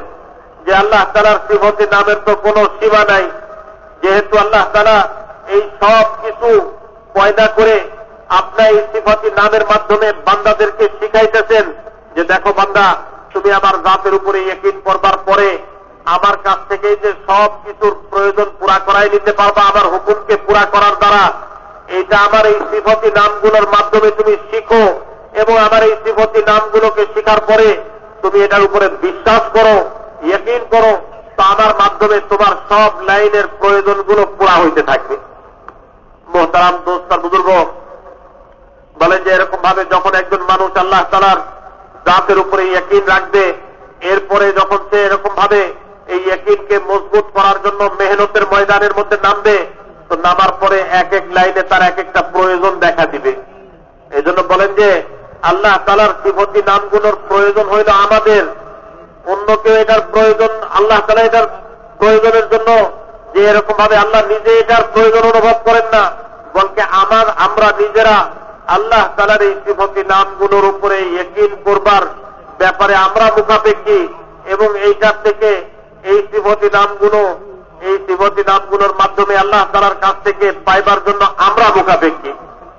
তো উনি মিসাল স্বরূপ বলতেছেন, যেমন আল্লাহ তাআলার একটা সিফাতি নাম হইল যে রাজ্জাক, রিজিক দেনেওয়ালা। এরকম ভাবে দুনিয়াতে যত মানুষ আছে তারা যখন তাদের ইয়াকিনকে সহি করবার জন্য ও ভাই আপোষের কথা বন্ধ করে দিন, এখানে কে কথা বলতেছে?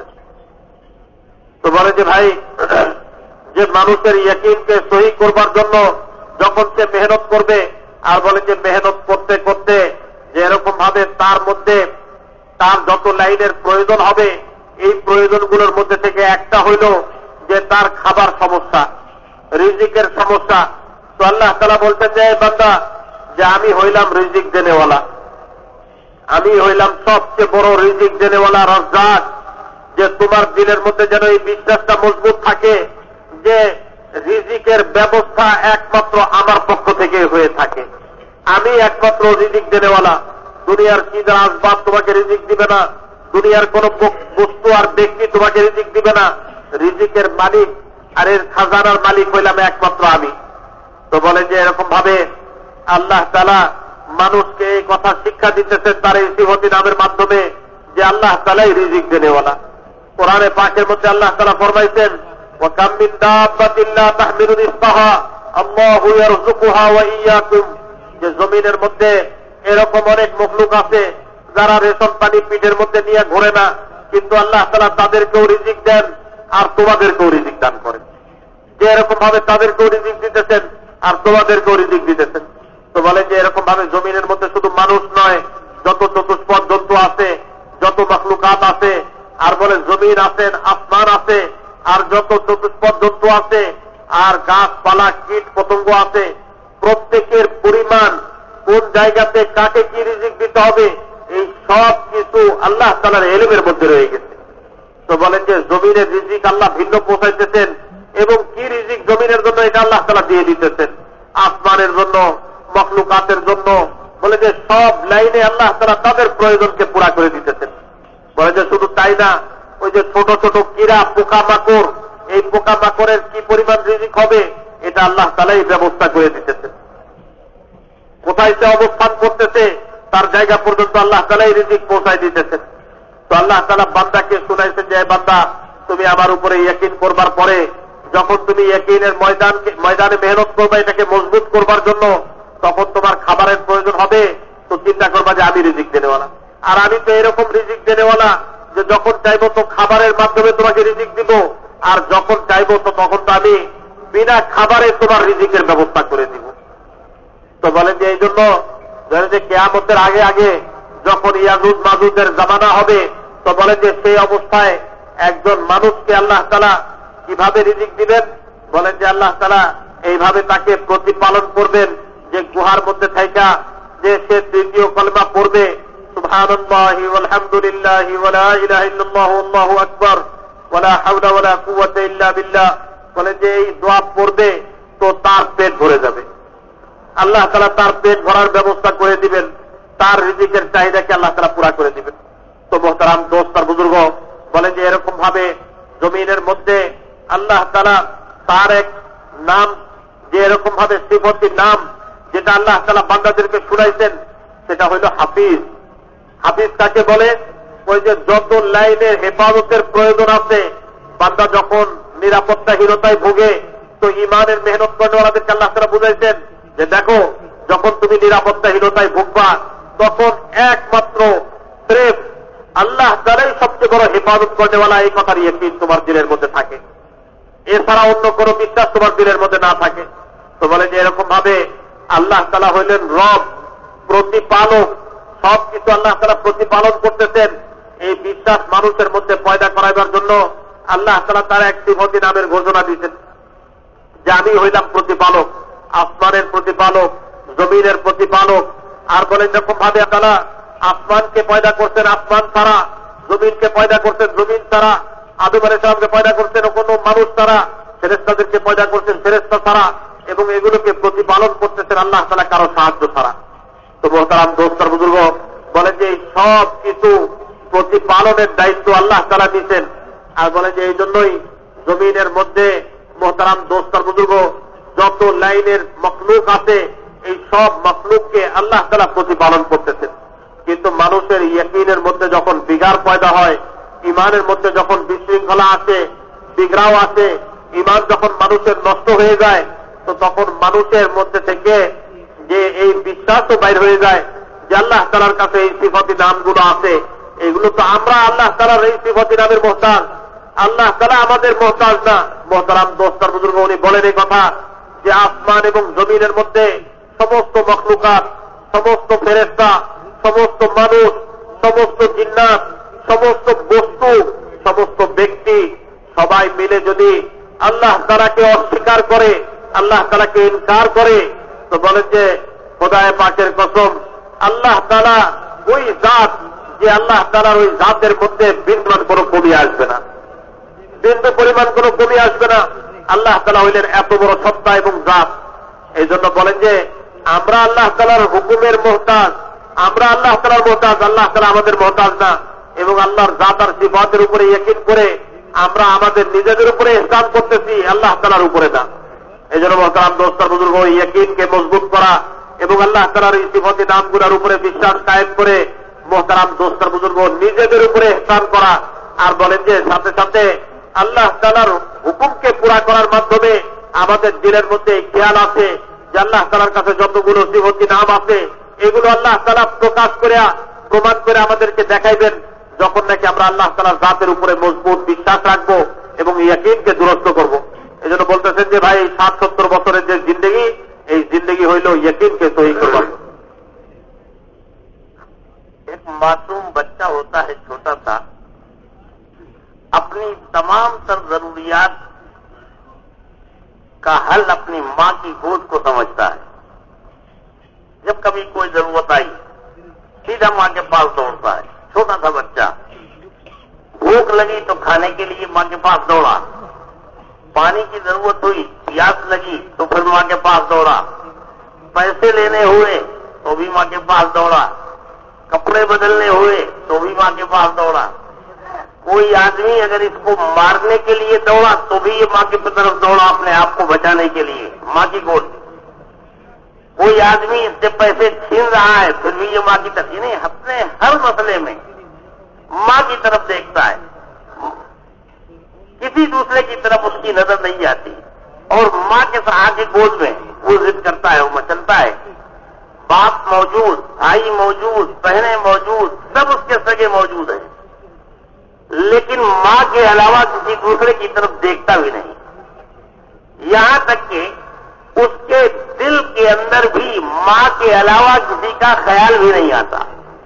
ऐसा यकीन मां के साथ। और अगर इसकी मां देने में कुछ ताखीर करती है, इसकी जरूरत को पूरी करने में कोई ताखीर करती है, तो बच्चे को एक काम आता है, और वो काम ये कि मां की गोद में मचलना और आंसू बहाना, रोना शुरू कर देता है। मां सब कुछ बर्दाश्त कर लेती है, लेकिन बच्चे की आंख का आंसू बर्दाश्त नहीं करती। अपने सारे कामों को छोड़ करके फिर इसकी जरूरत पूरी करती है। दोस्तों और बुजुर्गों, ये यकीन जो बच्चे का अपनी मां के साथ है कि मां के अलावा किसी दूसरे का ख्याल भी नहीं आता और अपने हर मसले में अपनी मां को समझता है, देखता है, ये यकीन जो बच्चे का अपनी मां के साथ है, जिस दिन ये यकीन हमें हमारे अपने अल्लाह के बारे में हो जाएगा और उसके खजानों के बारे में हो जाएगा, अपने हर मसले में अल्लाह की तरफ ठीक देखने वाले होंगे, अल्लाह के अलावा किसी दूसरे का ख्याल भी नहीं आएगा। जिस दिन ये यकीन हमें हासिल हो जाएगा तो खुदाए पाक की कसम, इस कायनात में हम अल्लाह के अलावा किसी के मोहताज नहीं हो। ये कायनात हमारी मोहताज होगी, हमारे लिए बनाई गई, हम तो अल्लाह के लिए हैं। हमें किसी दूसरे की, हमारा अल्लाह मौजूद है, अपने तमाम तर खजानों, कुव्वत और ताकत, हमारी जरूरियात के खजाने उसके पास, इज्जत के खजाने उसके पास, सब कुछ के साथ अल्लाह मौजूद है। हमें क्या जरूरत है किसी दूसरे की तरफ देखने। और फिर बच्चे को, जैसा मैंने कहा कि कभी देर होती है तो बच्चे को एक काम आता है और वो आंसू बहाना। दोस्तों, ये चीज अगर हमें हासिल हो जाए कि हमें अल्लाह के सामने आंसू बहाने आ जाए, नदामत के, तौबा के और मेहनत की कमी के ऊपर अपनी कोताहियों के बारे में अगर अल्लाह के सामने आंसू बहाना आ जाए, तो इतना याद रखो कि जो आंखें اللہ کے سامنے آنسو بہانے کی عادی ہوتی ہے، اللہ خدا کی قسم اللہ پاک ان آنکھوں کو یہود اور نصارہ کے سامنے رونے سے بچا لیتے. جو آنکھیں اللہ کے سامنے رونے کی عادی ہوتی ہیں، اللہ اپنے دشمنوں کے سامنے ان کو رونے کا موقع نہیں دیا کرتے. اس لیے دوستوں اور بزرگوں، اب یہ یقین ہمارے اندر پیدا ہو جائے کہ اللہ اپنے ہر مسئلے میں اللہ کی طرف نظر اٹھے. اللہ رب العزت نے، اللہ کے نبی صلی اللہ علیہ وسلم نے صحابہ سے محنت کرائی اسی یقین کے بننے کے لیے. اللہ نے وہ مبارک محنت ہمیں بھی عطا فرمائی، وہ انبیاء علیہ الصلوۃ والسلام والی. اب یہ ہے کہ ایک تو یہ جو نبیوں والی محنت اللہ نے ہمیں دی ہے، جس کو نبیوں والے یقین کے ساتھ، ان کے والے مجاہدات کے ساتھ، جس دن 100% اس محنت کو ان کے مطابق، ان کی قربانیوں سے مطابق، ان کی قربانیوں جیسی قربانیاں، ان کے گشتوں جیسے گشت، ان کی ملاقاتوں جیسی ملاقاتیں، ان کی دعوت جیسی دعوت، اور ان کے اعمال جیسے اعمال، اور ان کا جیسا یقین. دوستوں اور بزرگوں، جس دن ہمیں حاصل ہو جائے گا تو 2 رکعت نماز کے اوپر 1400 برس پہلے جو ہوا تھا، خدا کی قسم آج بھی 2 رکعت نماز کے اوپر وہ ہوگا اور قیامت تک ہوگا. اس لیے کہ حضور صلی اللہ علیہ وسلم نے اللہ کی طرف سے مددیں اور نصرتیں جو بھی نازل کرائیں اپنے زمانے میں، وہ قیامت تک اپنی امت کے ساتھ، امت کے واسطے کرا کے چلے گئے. جو امت جب جب اس محنت کے اوپر آئے، امت کو بے سہارا نہیں چھوڑا اللہ کے رسول صلی اللہ علیہ وسلم. جو امت بھیک مانگتی پھرے، دعوت کی محنت کرنے والا اپنے مسائل کے حل میں اگر کسی غیر کی طرف دیکھتا ہے، اللہ کے غیر کی طرف دیکھتا ہے، تو وہ اس راستے کا فاسق ہے اور فاجر ہے. ایمان کا کلمہ پڑھنے والا اور ایمان کی دعوت دینے والا اور سب کچھ اللہ سے ہونے کا یقین، اس کی دعوت دینے والا اپنے مسائل میں اگر اللہ کے غیر کی طرف دیکھتا ہے تو اس سے بڑی دعوت کی کوئی توہین نہیں ہو سکتی، ایمان کی سب سے بڑی توہین. اس لیے دوستوں اور بزرگوں، ہمیں اس مبارک محنت کو صحابہ والے طرز پر کرنا یہ سیکھنا ہے. ہماری محنت جس دن ان کے والے طریقے پہ آ جائے گی تو پھر دنیا کے اندر اللہ رب العزت ہمیں کسی کا محتاج نہیں بنائیں گے. دنیا کے اندر بھی سکون و چین کی زندگی اور امن و امان کا ماحول تو ہوگا، اور آخرت کے اندر اللہ اپنی نعمتیں عطا فرمائیں گے. ایسا امن و امان کا ماحول قائم ہوا اس محنت کی برکت سے کہ بصرے سے ایک نوجوان لڑکی تنہا چلی امیر المومنین سے ملنے کے لیے. اور جب مدینہ منورہ میں آ کر کے امیر المومنین سے ملی تو امیر المومنین نے پوچھا کہ بیٹا، اتنے سفر میں جو تمہارا سینکڑوں ہزاروں میل کا سفر ہوا ہے، اس سفر میں تم نے ایمان والوں کو کیسا پایا؟ تو اس نے کہا کہ امیر المومنین، ہر گھر مجھے اپنا گھر لگا، ہر بڑا مجھے اپنا باپ لگا، ہر عورت مجھے اپنی ماں لگی، ہر عمر لڑکا ہمارا اپنا سگا بھائی لگا. امیر المومنین اس پورے سفر کے اندر ایک آنکھ بھی ایسی نہیں تھی جو میری طرف غلط نظر سے اٹھی ہو. ایسا پاکیزہ اور امن و امان کا ماحول. اللہ رب العزت اس محنت کی بنیاد کے اوپر دنیا کے اندر بھی حیات طیبہ، سکون اور چین کی زندگی اور آخرت کے اندر نعمتیں. لیکن اب یہ محنت ہم صحابہ والی قربانیوں کے ساتھ اور ان کے والے انداز پر کرنا سیکھ لیں. دوستو، آج ہم محنت تو کر رہے ہیں، لیکن صحابہ کی قربانیوں کی بات تو بہت دور کی ہے. ان کی قربانیوں کے سامنے اپنی محنت کو محنت کہتے ہوئے بھی شرم آتی ہے. ہماری کیا محنت؟ تو کھلواڑ کر رہے ہیں. ہماری محنتوں سے کیا ہو رہا ہے؟ بگاڑ وجود میں آ رہا ہے، اس لیے کہ اس محنت کا حق نہیں ادا ہو رہا.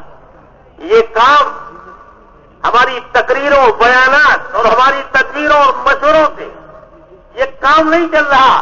خدا کی قسم، یہ کام ان گمنام اللہ کے بندوں کے آنسوؤں سے چل رہا ہے جو رات کی تنہائیوں میں اٹھ کر کے اللہ کے سامنے گر گراتے. उनके आंसुओं की बरकत से ये काम चल रहा है।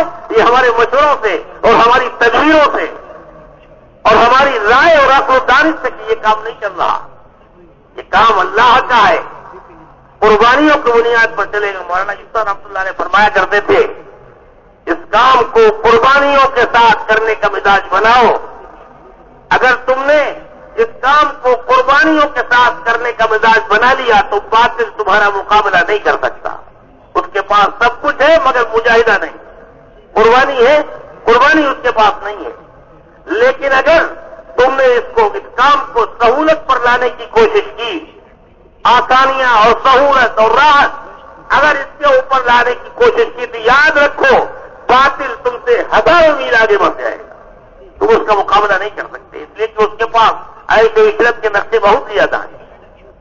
तो इसलिए सहाबा वाले तर्क के ऊपर, उनकी वाली कुर्बानियों पर इस मेहनत को करना सीखना है।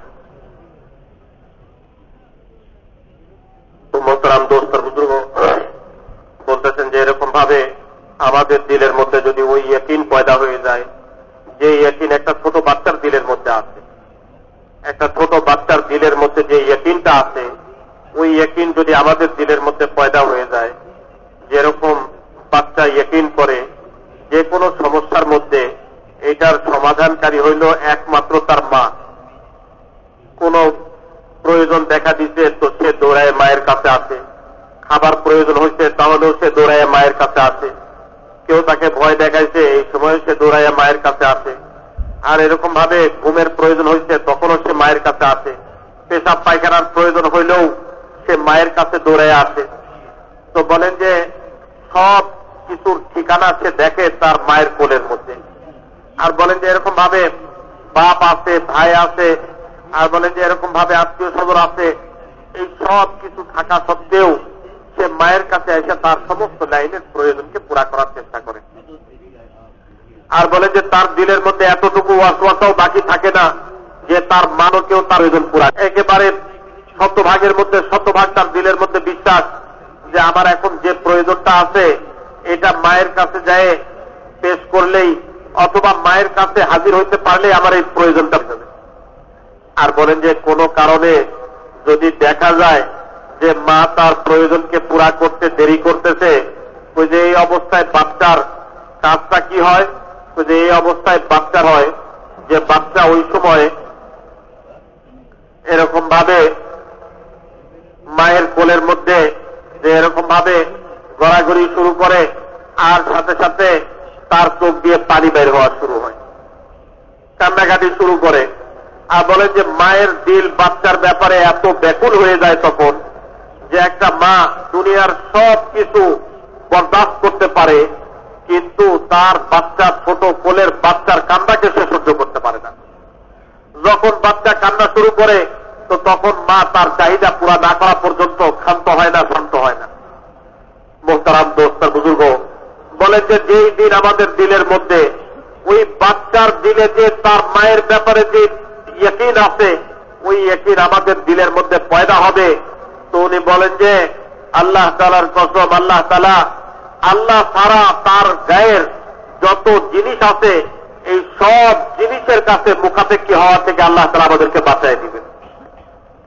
যেমন বাচ্চা তার মা ছাড়া অন্য কোনো দিকে আর মুখাপেক্ষী হয় না, যার কারণে বাচ্চা তার মা ছাড়া অন্য কারো কাছ থেকে তার প্রয়োজনকেও পুরা করাইতে হয় না। ঠিক মোহতারাম দোস্ত আর বুজুর্গ, যেই দিন আমাদের দিলের মধ্যে ওই বিশ্বাস আর ইয়াকিন পয়দা হবে যে একমাত্র আল্লাহ তাআলাই সবকিছু করতেছেন, বলেন যে ওই দিন আল্লাহ তাআলা আমাদেরকে আল্লাহর গায়ের মুখাপেক্ষী আর করবেন না। দ্বিতীয় হইল, যখন মা তার কোনো প্রয়োজন পুরা করতে কোনো কারণে দেরি করে তখন বাচ্চা কান্নাকাটি শুরু করে দেয়। বাচ্চা কি করে, কই যে কান্না শুরু করে দেয়। ঠিক মোহতারাম দোস্ত আর বুজুর্গ, বলে যে এরকম ভাবে আমাদের ভিতরেও যখন এই সিফাত আসবে যে আমরা ইয়াকিনের লাইনে মেহনত করতেছি, ইমানের লাইনে মেহনত করতেছি, আর কোনো কারণে আমাদের কোনো প্রয়োজন দেখা দিচ্ছে তো আমরা আল্লাহ তাআলার সামনে দুই হাত উঠায়ে চোখের পানি ফেলতেছি আর আল্লাহর কাছে কান্নাকাটি করতে পারতেছি। আল্লাহর সামনে রোনাজারি করার যে অভ্যাস আমাদের মধ্যে পয়দা হয়ে গেছে, রাতে উঠা আল্লাহর কাছে কান্নাকাটি করা, আল্লাহর থেকে চাওয়া, এবং আল্লাহ তাআলার কাছ থেকে নেওয়ার যোগ্যতা আমাদের মধ্যে পয়দা হয়ে গেছে। আল্লাহর সামনে চোখের পানি ঝরানোর যোগ্যতা আমাদের মধ্যে পয়দা হয়ে গেছে। উনি বলেন যে আল্লাহ তাআলা ওই সময় ওই ব্যক্তিকে কোন সময় ইহুদ আর নাসারার সামনে যে আল্লাহ তাআলা তাকে কাঁদাইবেন না, আর ইহুদ আর নাসারার সামনে তাকে আল্লাহ তাআলা কোন সময় মুখাপেক্ষি করবেন না। মোহতারাম দোস্ত আর বুজুর্গ, বলেন যে এই দাওয়াতের কামটাই হইল ইয়াকিনকে বানাইবার জন্য, নিজের দিলের ভিতরে ওই সহি ইয়াকিনকে পয়দা করবার জন্যই এই দাওয়াতের কাম। আল্লাহ তাআলা যে এই কাম দিয়েছেন, এই কাম তো মোহতারাম দোস্ত আর বুজুর্গ আমাদের এই দিলের ইয়াকিনকে সহি করবার জন্য, দিলের ভিতরের ওই বিশ্বাসকে সহি করবার জন্যই হইল এই মেহনত। কিন্তু মোহতারাম দোস্ত আর বুজুর্গ, এই মেহনত তো আমাদেরকে ওই তর্জ তরিকায় করতে হবে, ওই সিফাত এবং গুণাবলীর সাথে করতে হবে, যে সিফাত আর গুণাবলীর সাথে হুজুরে পাক সাল্লাল্লাহু আলাইহি ওয়াসাল্লাম মেহনত করতেন, যে সিফাত আর গুণাবলীর সাথে যে এরকম ভাবে সাহাবায়ে কেরাম মেহনত করতেন, যেই তরতিব শিখাই দিয়ে গেছেন এবং যেই গুণাবলী শিখাই দিয়ে গেছেন, এর উপরে যখন মেহনত হবে তখন এই মেহনতের দ্বারা ওই সমস্ত সাহায্য, ওই সমস্ত মদদ, ওই সমস্ত নুসরত সব কিছু নাযিল হইতে থাকবে কিয়ামত পর্যন্ত, যেগুলো হুজুরে পাক সাল্লাল্লাহু আলাইহি ওয়াসাল্লামের জামানায় নাযিল হয়েছে। মোহতারাম দোস্ত আর বুজুর্গ, হুজুর সাল্লাল্লাহু আলাইহি ওয়াসাল্লাম এই উম্মতকে বেসাহারা রেখে যাননি, আর ঠিকানাহীন রেখে যাননি। হুজুর সাল্লাল্লাহু আলাইহি ওয়াসাল্লাম এই উম্মতকে তো ওই আমাল দিয়ে গেছেন, ওই মেহনত দিয়ে গেছেন। এই মেহনতের ইয়াদের উপরে এই উম্মত মোহতারাম দোস্ত আর বুজুর্গ আল্লাহ তাআলার কাছ থেকে ওই পরিমাণ সাহায্য আর মদদ কিয়ামত পর্যন্ত নিতে সক্ষম হবে, যে পরিমাণ সাহায্য আর মদদ হুজুর সাল্লাল্লাহু আলাইহি ওয়াসাল্লাম এই মেহনতের জরিয়াতে এবং এই সমস্ত আমলের মাধ্যমে আল্লাহ তাআলার কাছ থেকে নিয়েছেন। এটা শুধু ওই 1400 বছর আগের জামানার সাহায্য আর মদদ নাযিল হইতে এরকমই না, কিয়ামত পর্যন্ত এই সাহায্য মদদ নাযিল হইবার ব্যবস্থা আল্লাহ তাআলা করে দিয়েছেন এই মেহনতের মাধ্যমে। তো মোহতারাম দোস্ত আর বুজুর্গ, বলেন যে এই মেহনতের মাধ্যমে একদিকে ইয়াকিন সহি হবে, আর একদিকে এই মেহনতের মাধ্যমে জিন্দগির আমাল সহি হবে, আর একদিকে এই মেহনতের মাধ্যমে দুনিয়ার মাহৌল এবং পরিবেশের মধ্যে আমন আমান আসবে। নিরাপত্তাহীনতায় যে আজকে পুরা দুনিয়া ভুগতেছে, এই নিরাপত্তাহীনতা দূর হয়ে পুরা দুনিয়ার মধ্যে নিরাপত্তা আসবে, শান্তি আসবে, এবং পুরা দুনিয়ার মধ্যে মোহতারাম দোস্ত আর বুজুর্গ এরকম নিরাপত্তা পয়দা হবে যেরকম হযরত আমিরুল মুমিনিন ওমর ফারুক রাদিয়াল্লাহু আনহুর জামানাতে যে এরকম ভাবে নিরাপত্তা কায়েম হয়েছে। বলে যে বসরা থেকে এক মেয়ে লোক চলা শুরু করতে, আর বলেন যে মদিনা মুনাওয়ারাতে হযরত আমিরুল মুমিনিনের সাথে সাক্ষাৎ করতে আসতেছে, আর বলেন যে এত দূর পর্যন্ত সফর করে যে আসতেছে। তো যখন তাকে জিজ্ঞাসা করা হয়েছে যে তুমি চলতি পথে কিরকম অবস্থা পাইছো লোকদের, যে তাদের অবস্থা তো এরকম ছিল, যেখানে গেছি সেখানে যে এরকম ভাবে নওজওয়ানদেরকে, যে আমার মেয়ে লোকদেরকে আমার মায়ের মতো লাগছে, বৃদ্ধদেরকে আমার বাপের মতো পাইছি, পুরা সফরের মধ্যে এরকম একজন লোকও আমার মিলেনি যে খারাপ নজরে আমার দিকে তাকায়। মোহতারাম দোস্ত আর বুজুর্গ, এই যে জমিনের মধ্যে যে নিরাপত্তা, এই নিরাপত্তা আসছে এই মেহনতের মাধ্যমে। কিন্তু মোহতারাম দোস্ত আর বুজুর্গ, আজকে তো আমরা এই মেহনতটাকে আমাদের খেয়াল খুশি মতন আর আমাদের সুবিধা চাহিদা মতন করতেছি। মোহতারাম দোস্ত আর বুজুর্গ, আমরা তো খেলার মধ্যে নিয়োজিত। মোহতারাম দোস্ত আর বুজুর্গ, যে মেহনত আল্লাহ তাআলা আমাদেরকে দিতেন, আমরা মনে করতেছি আমাদের বয়ান আর মশওয়ারা আর আমাদের রায় দেওয়ার, আমাদের এই চলাফেরার মাধ্যমেই এই মেহনত পুরা হয়ে যেতেছে। উনি বলেন যে মোহতারাম দোস্ত আর বুজুর্গ, এই মেহনত তো পুরা হইতেছে, এবং এই মেহনত পুরা আলমের মধ্যে যে চলতেছে, ওই সমস্ত কুরবানি দেনেওয়ালার এবং ওই সমস্ত রোনাজারি করনেওয়ালার বরকতের উপরে যারা গোপনে আল্লাহ তাআলার সামনে নিজেদের চোখের পানি ধরাইতেছে, যারা নিজেরা যে কুরবানি আর মুজাহাদার উপরে দিনের এই মেহনতকে করে যাইতেছে। মোহতারাম দোস্ত আর বুজুর্গ, সাহাবাওয়ালা ওই সিফাত আর হুজুর সাল্লাল্লাহু আলাইহি ওয়াসাল্লাম বাতানো ওই সিফাত এবং গুণাবলী সহকারে যখন আমাদের এই মেহনত হবে, তখন এই মেহনতের নতিজা এবং ফলাফল প্রকাশ পাইবে। মোহতারাম দোস্ত আর বুজুর্গ, ওই ইয়াকিন দিলের মধ্যে আসবে, আমালের লাইনের ওই পরিশুদ্ধতা আসবে, পরিবেশের মধ্যে ওই পরিবর্তন সাধিত হবে। মোহতারাম দোস্ত আর বুজুর্গ, এই জন্য হযরত মাওলানা ইউসুফ সাহেব রহমতুল্লাহ আলাইহি ফরমাইছেন যে এরকম ভাবে তোমাদেরকে, তোমরা যে মেহনত করতেছো, এই মেহনতের মধ্যে যে এরকম ভাবে, এই মেহনতের মধ্যে তো শক্তি, আর এরকম ভাবে এই মেহনতের শক্তি ওই সময় প্রকাশ পাইবে যখন নাকি যে এরকম ভাবে তোমরা এই মেহনতকে মুজাহাদার সাথে করবে, কুরবানির সাথে করবে। কারণ হইল মোহতারাম দোস্তার বুজুর্গ, কাফের আর মুশরিকের কাছে যে জিনিসটা আছে সেটা হইল আরাম প্রিয়তা, সহুলতের আসবাব, সহজ হওয়ার সমস্ত মাধ্যম উপকরণ, সহজভাবে জীবনযাপন করার। বলেন যে আর তাদের কাছে যেটা নাই সেটা হইল মুজাহাদা। উনি বলেন যে এই মেহনতের মধ্যে যখন মুজাহাদা এবং কোরবানির সাথে চলা হবে তো তখন এই মেহনতের মাধ্যমে আল্লাহ তাআলার গায়েবী মদদ আর সাহায্য বান্দার জন্য নেমে আসবে।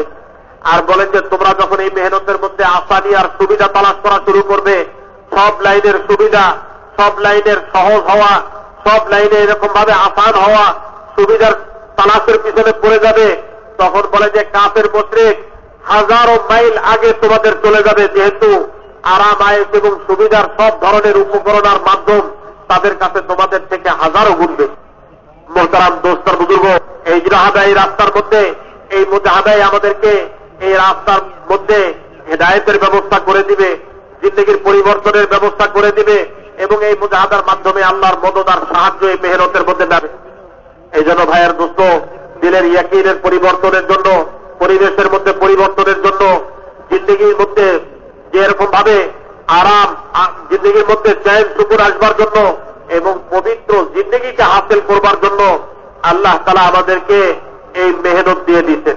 এই মেহনতের শহীদ নতিজা ওই সময় প্রকাশ পাবে যখন নাকি এই মেহনতটা মোহতারাম দোস্তর বুজুর্গ হুজুর সাল্লাল্লাহু আলাইহি ওয়াসাল্লাম ওয়ালা তদবির এবং হুজুর ওয়ালা সিফাতের সাথে করা হবে। दोस्तों और बुजुर्गों, सहाबा वाली कुर्बानियों के साथ जब हम ये काम करना सीख लेंगे और उनके तरीके पर काम करने वाले बन जाएंगे तो अल्लाह रब्बुल इज्जत इस दुनिया के अंदर भी पता नहीं अल्लाह के कितने बंदों को हिदायत से नवाजेंगे, कितने लोगों की अल्लाह पाक सुकून और चैन की जिंदगी के फैसले फरमाएंगे। वो तो अल्लाह ही के इल्म के अंदर है। हम याद कर रहे थे कि हमें तो इस वक्त सीखना है सहाबा के तर्ज के ऊपर इस मेहनत को करना, कि सहाबा ने किन कुर्बानियों के साथ, और फिर आज भी ये काम जो हमारे तक पहुंचा है वो कुर्बानियों के साथ पहुंचा है। आज इस्तकबाल का जमाना है, उन कुर्बानियों का हमें अंदाजा नहीं हो सकता जो पिछली दौर में जमाने में कुर्बानियां दे चुके हैं लोग, जिनके आंसुओं से अल्लाह ने इस काम को कबूल फरमा करके पूरे आलम के अंदर फैला दिया। जमात एक मर्तबे आई हुई थी, हैदराबाद की थी, और उसमें पढ़े लिखे लोगों की जमात थी, बैरिस्टर थे, जजेस थे, वकील थे, डॉक्टर, इंजीनियर वगैरह इस किस्म के लोगों की जमात 10-12 आदमी थे। हजरत ने उसकी तशकील कर ली, मौलाना यूसुफ साहब रहमतुल्लाह अलैह ने। उनके यहाँ तो एक ही काम था, वो मदारिस का सफर करके जमात आई थी, इन्होंने तशकील कर ली। अब तशकील तो 10 दिन की हो गई लेकिन ले जाने वाला कोई नहीं था। बहुत परेशान कि कोई आदमी मिल जाए ले जाने वाला। मरकज में कोई उस वक्त इत्तेफाक से मौजूद नहीं। हमने देखा कि बाज मर्तबे हजरत मौलाना का ये हाल होता था कि बेचैनी की वजह से नंगे पैर सड़क के ऊपर पड़ जाते थे, मरकज के बाहर पहुंच जाते थे, कोई आदमी मिल जाए। एक दिन इत्तेफाक से वो हाफिज साहब आ गए, दिल्ली के थे, हाफिज मकबूल साहब रहमतुल्लाह अलैह के मुताल्लिकीन में से। अब उनको सीने से लगा लिया दौड़ कर, अरे हाफिज जी बहुत अच्छा किया, तुम चले आए, बहुत अच्छा किया, और ये जमात मौजूद है, उसको ले जाना है, पढ़े लिखों की जमात है, अगर इसको काम समझ में आ जाएगा तो पूरे इलाके में काम होगा और सब तुम्हारे सहीफे में। इतना उनके पीछे पड़ गए, ऐसी तश्कील की तो उन्होंने कहा हजरत हम यहीं से चले जाएंगे। आपके इस इसरार के बाद अब हमारी घर जाने की हिम्मत नहीं है, हम यहीं से चले जाएंगे इन लोगों को लेकर के। आप तो हमारे घर पर किसी को भेज दीजिए कि एक तो वो हमारा बिस्तर ले आए और दूसरा हमारी बेटी का जनाजा रखा हुआ है घर के ऊपर। हम यहां इसलिए आए थे कि किसी को ले जाकर के नमाज जनाजा पढ़वा दें, तो वो आदमी बिस्तर भी ले आए और हमारी बेटी का कफन दफन भी करके आ जाए। इस तरीके से मैं याद करा था दोस्तों और बुजुर्गों, इस तरीके से काम आगे बढ़ा है, यहां तक पहुंचा है। उसके बाद जमात को जब रवाना किया है तो दुआ में हजरत मौलाना यूसुफ रहमतुल्लाह अलैह के ऊपर एक अजीब हाल था। एक तो हाफिज साहब की वो कुर्बानी, दूसरा इन लोगों का जाना। तो हम याद कर रहे थे कि पता नहीं अल्लाह के किन बंदों के आंसुओं के सदके में اور ان کے درد اور تڑپ اور دل کی دکھن کے ذریعے سے اللہ پاک کی کام اپنے کرم سے چلا رہے ہیں. اللہ پاک اس کام کو ہمیں صحابہ کے طرز پر کرنے کی توفیق عطا فرمائے. اس لیے کہ اللہ کے نبی صلی اللہ علیہ وسلم اس امت کو مقصد حیات کے درجے میں نام دے کر کے گئے ہیں. اپنے بعد اس امت کو ذلیل و رسوا ہونے کے لیے چھوڑ کے نہیں گئے. جب تک امت اس محنت کے اوپر رہی، جھوپڑوں کے اندر رہی، چمکتی رہی. جب سے یہ امت اس محنت سے ہٹی ہے، محلوں کے اندر رہ کر کے بھی رسوا اور ذلیل. তো মহতারাম দোস্তর বুজুর্গ বলতেছেন এই কথা যে এরকম ভাবে এই মেহনতটা যে আমাদেরকে হবে, এই মেহনতটা সাহাবীদের তরদের উপরে করতে হবে। সাহাবীদের নিয়ম এবং পন্থা এবং সাহাবীওয়ালা ওই কোরবানির উপরে আমাদের এই মেহনতকে পুরা করতে হবে।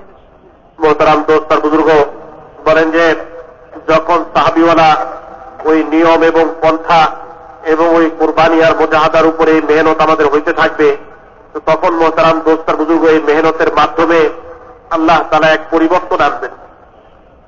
আর বলেন যে কাম যে পর্যন্ত আসছে, এই পর্যন্ত কাম যে পৌঁছছে, এই পৌঁছাটাও মোহতারাম দোস্তার বুজুর্গ যে কোরবানি ছাড়া হয় নাই, মুজাহাদার কোরবানি ব্যতি রেখে হয় নাই, এই পর্যন্ত কাম যে পৌঁছছে এটাও বহুত বড় এক কোরবানির বুনিয়াদে, বহুত বড় যে এরকম মুজাহাদার উপরে বহুত লোকের যে চোখের পানি এবং মোহতারাম দোস্তার বুজুর্গ রোজাদারির উপরে।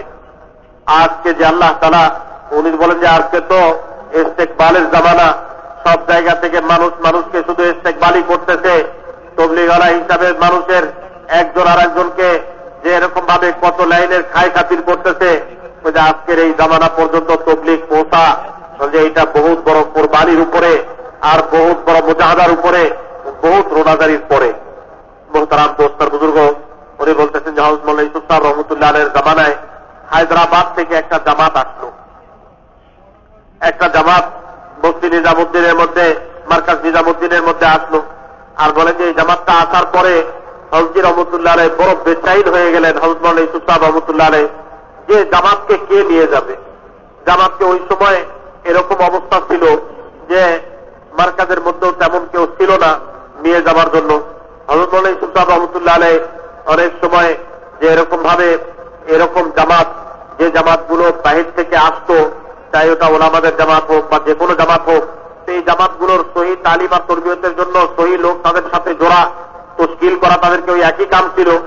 ওই যে তাদের ব্যাপারে বড় বেচাইন হয়ে যাচ্ছেন, পেরেশান হয়ে যাচ্ছেন।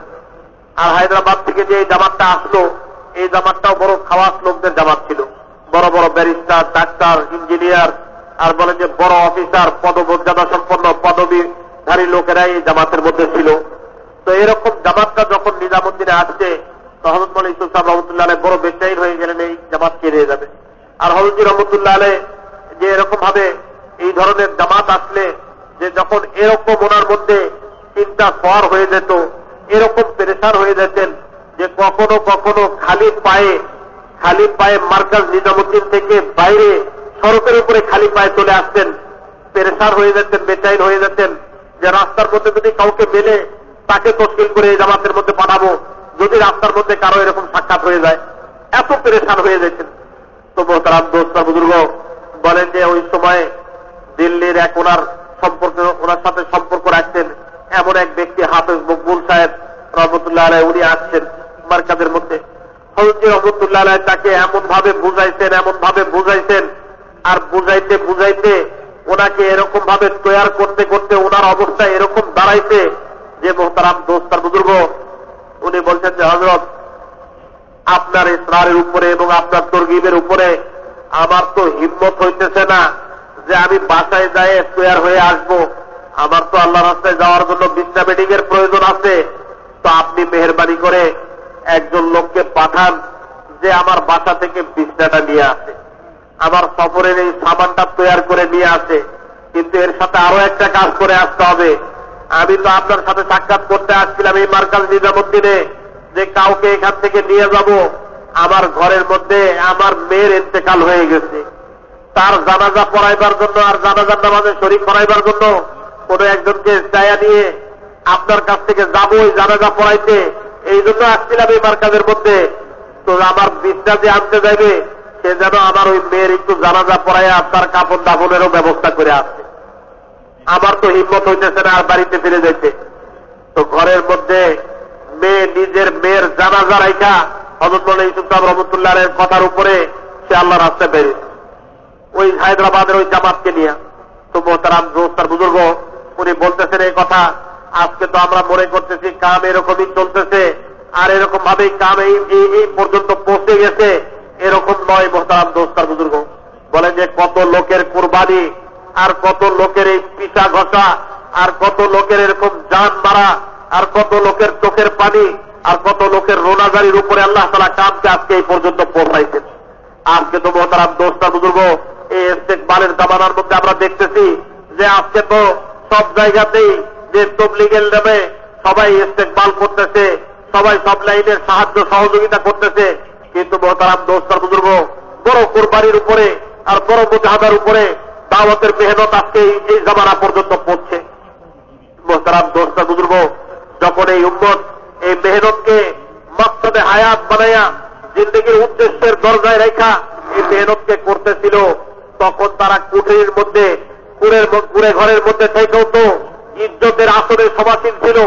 আর যেই দিন উম্মত এই মেহনতকে জিন্দগির উদ্দেশ্যের জায়গায় না রেখা এই মেহনতকে কুরবানির সাথে করাকে ছেড়ে দিতে আর নিজের জিন্দগির উদ্দেশ্যকে ভুলে গেছে, আজকে বড় বড় মহলের মধ্যে শাহী মহলের মধ্যে থেকেও এই উম্মত বেইজ্জতার জলিল হয়েছে।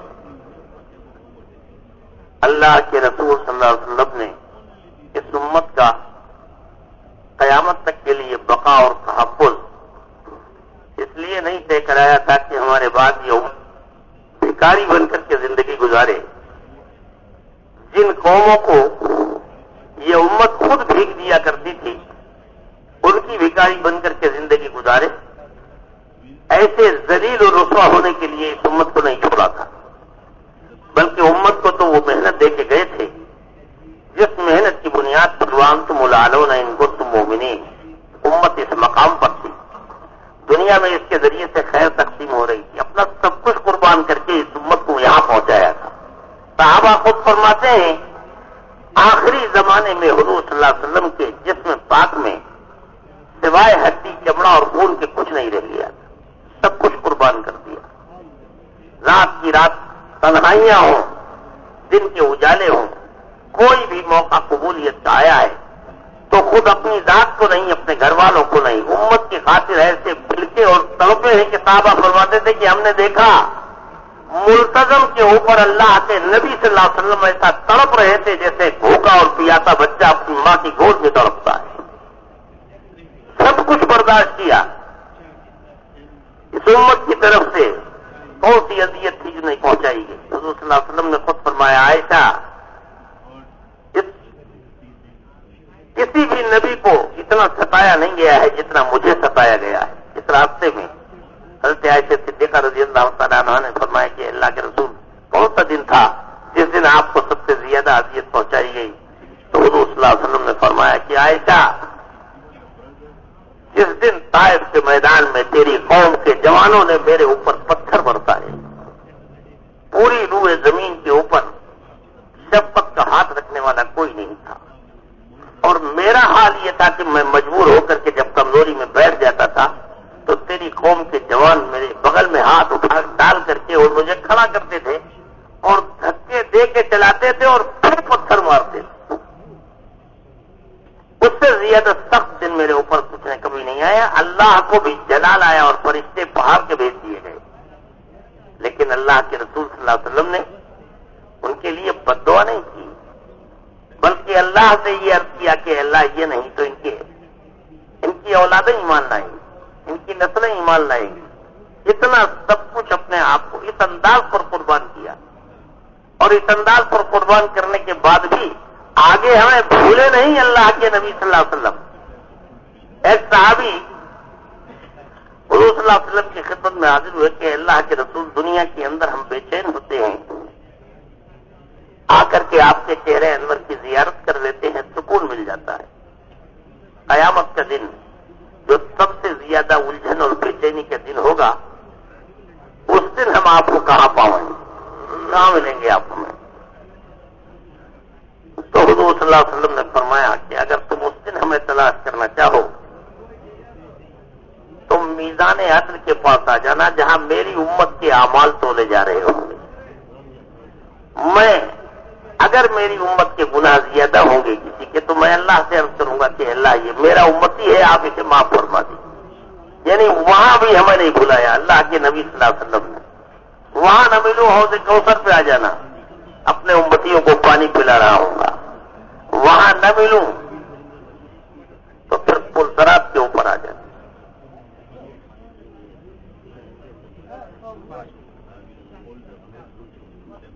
तो मोहतरम दोस्त और बुजुर्ग बोलें जे एरकम भावे हुजूर पाक साल्लाल्लाहु आलैहि ওয়াসাল্লাম এই উম্মতকে যে এরকম ভাবে ঠিকানাহীন অবস্থায় ছেড়ে যাননি, এমন এক মেহনত এই উম্মতকে দিয়ে গেছেন যে মেহনতের মাধ্যমে উম্মতের জিন্দেগির সংশোধন হবে, হেদায়েত আসবে তাদের জিন্দেগির মধ্যে।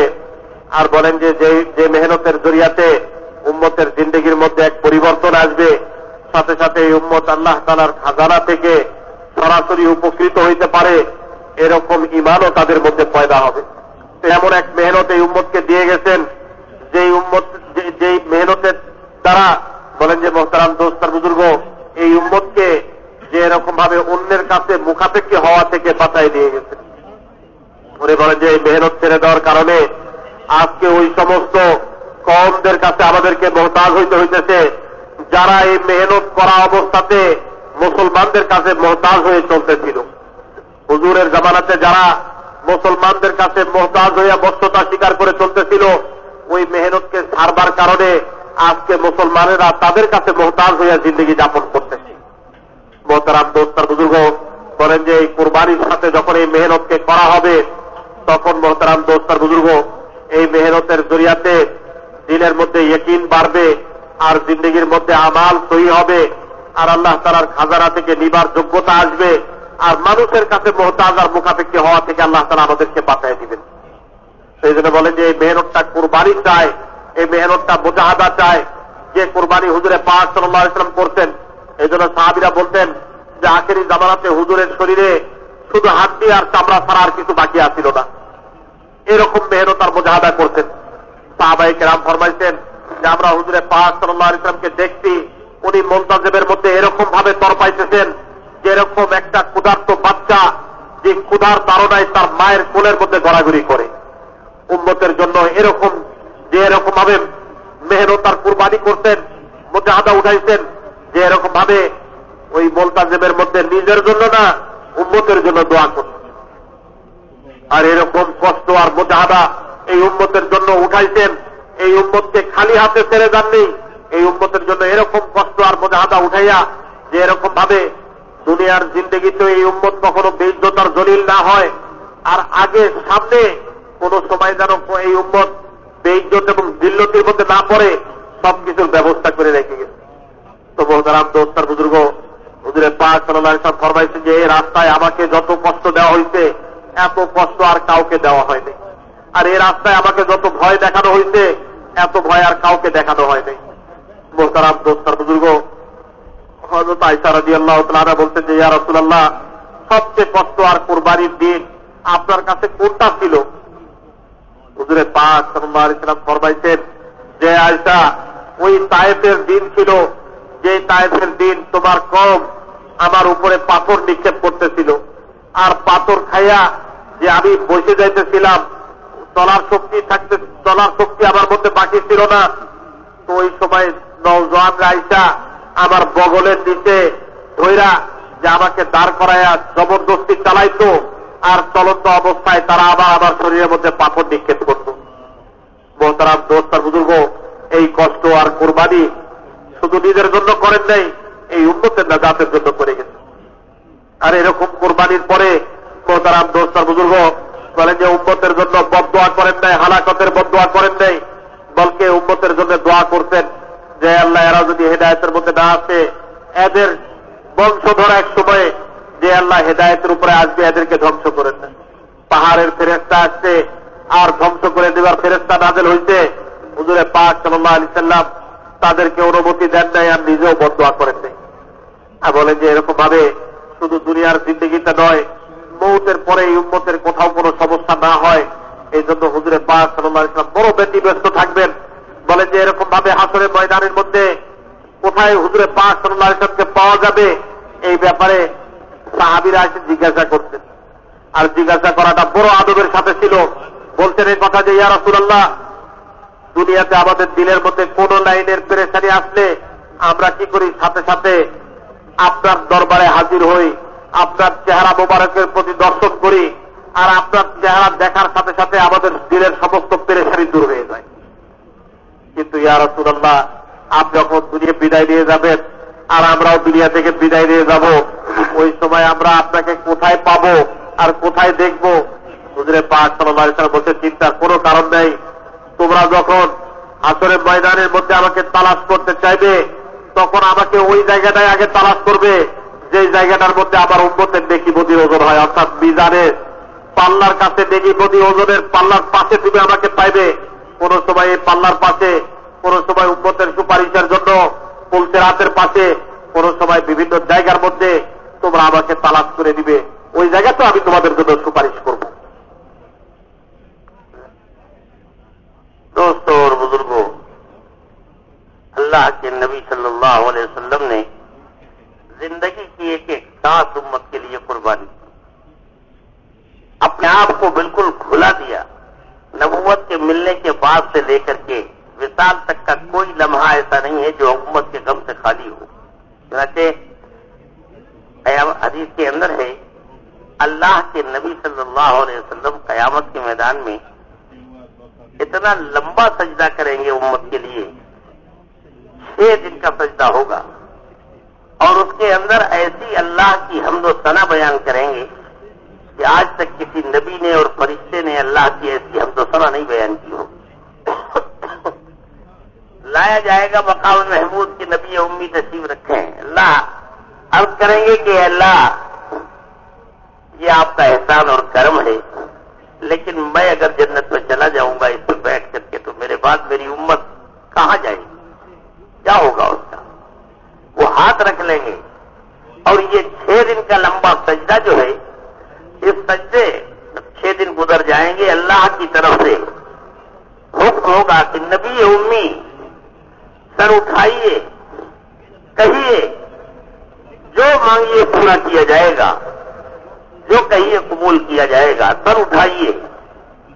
حضور صلی اللہ علیہ وسلم کو اللہ مخاطب کر کے یہ فرمائیں گے تو حضرت عثمان رضی اللہ تعالیٰ عنہ اپنا خون میں ڈوبا ہوا کرتا لے کر کے کھڑے ہوں گے اس امت کی خاطر قربانیوں کے لیے۔ اللہ رب العزت ان کے خون سے بھرے ہوئے کرتے کو دیکھ کے فرمائیں گے کہ جاؤ ہم نے مغفرت کر دی۔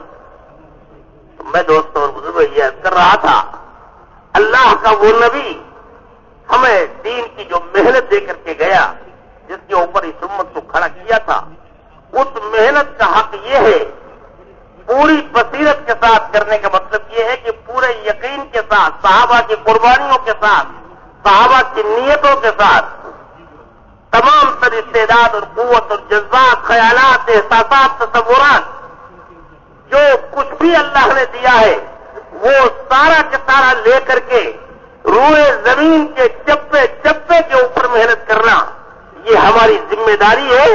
یہاں سے تو اس کی ہم نیتیں کریں کہ اس روئے زمین کے اوپر ہمارے ہوتے ہوئے اللہ کے نبی صلی اللہ علیہ وسلم کی عزت و ناموس پر، ان کے لائے ہوئے دین کے اوپر حرف آنے نہیں دیں گے۔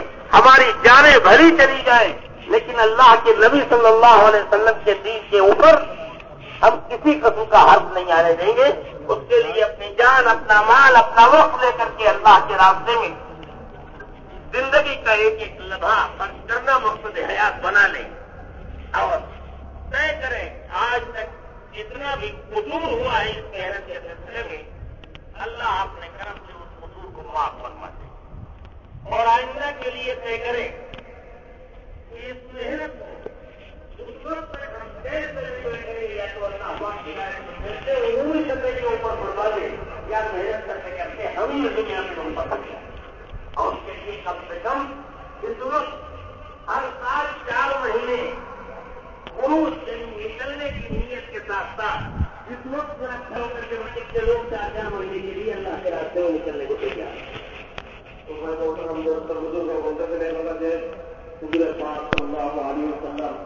এই উম্মতের জন্য এরকম কোরবানি দিচ্ছেন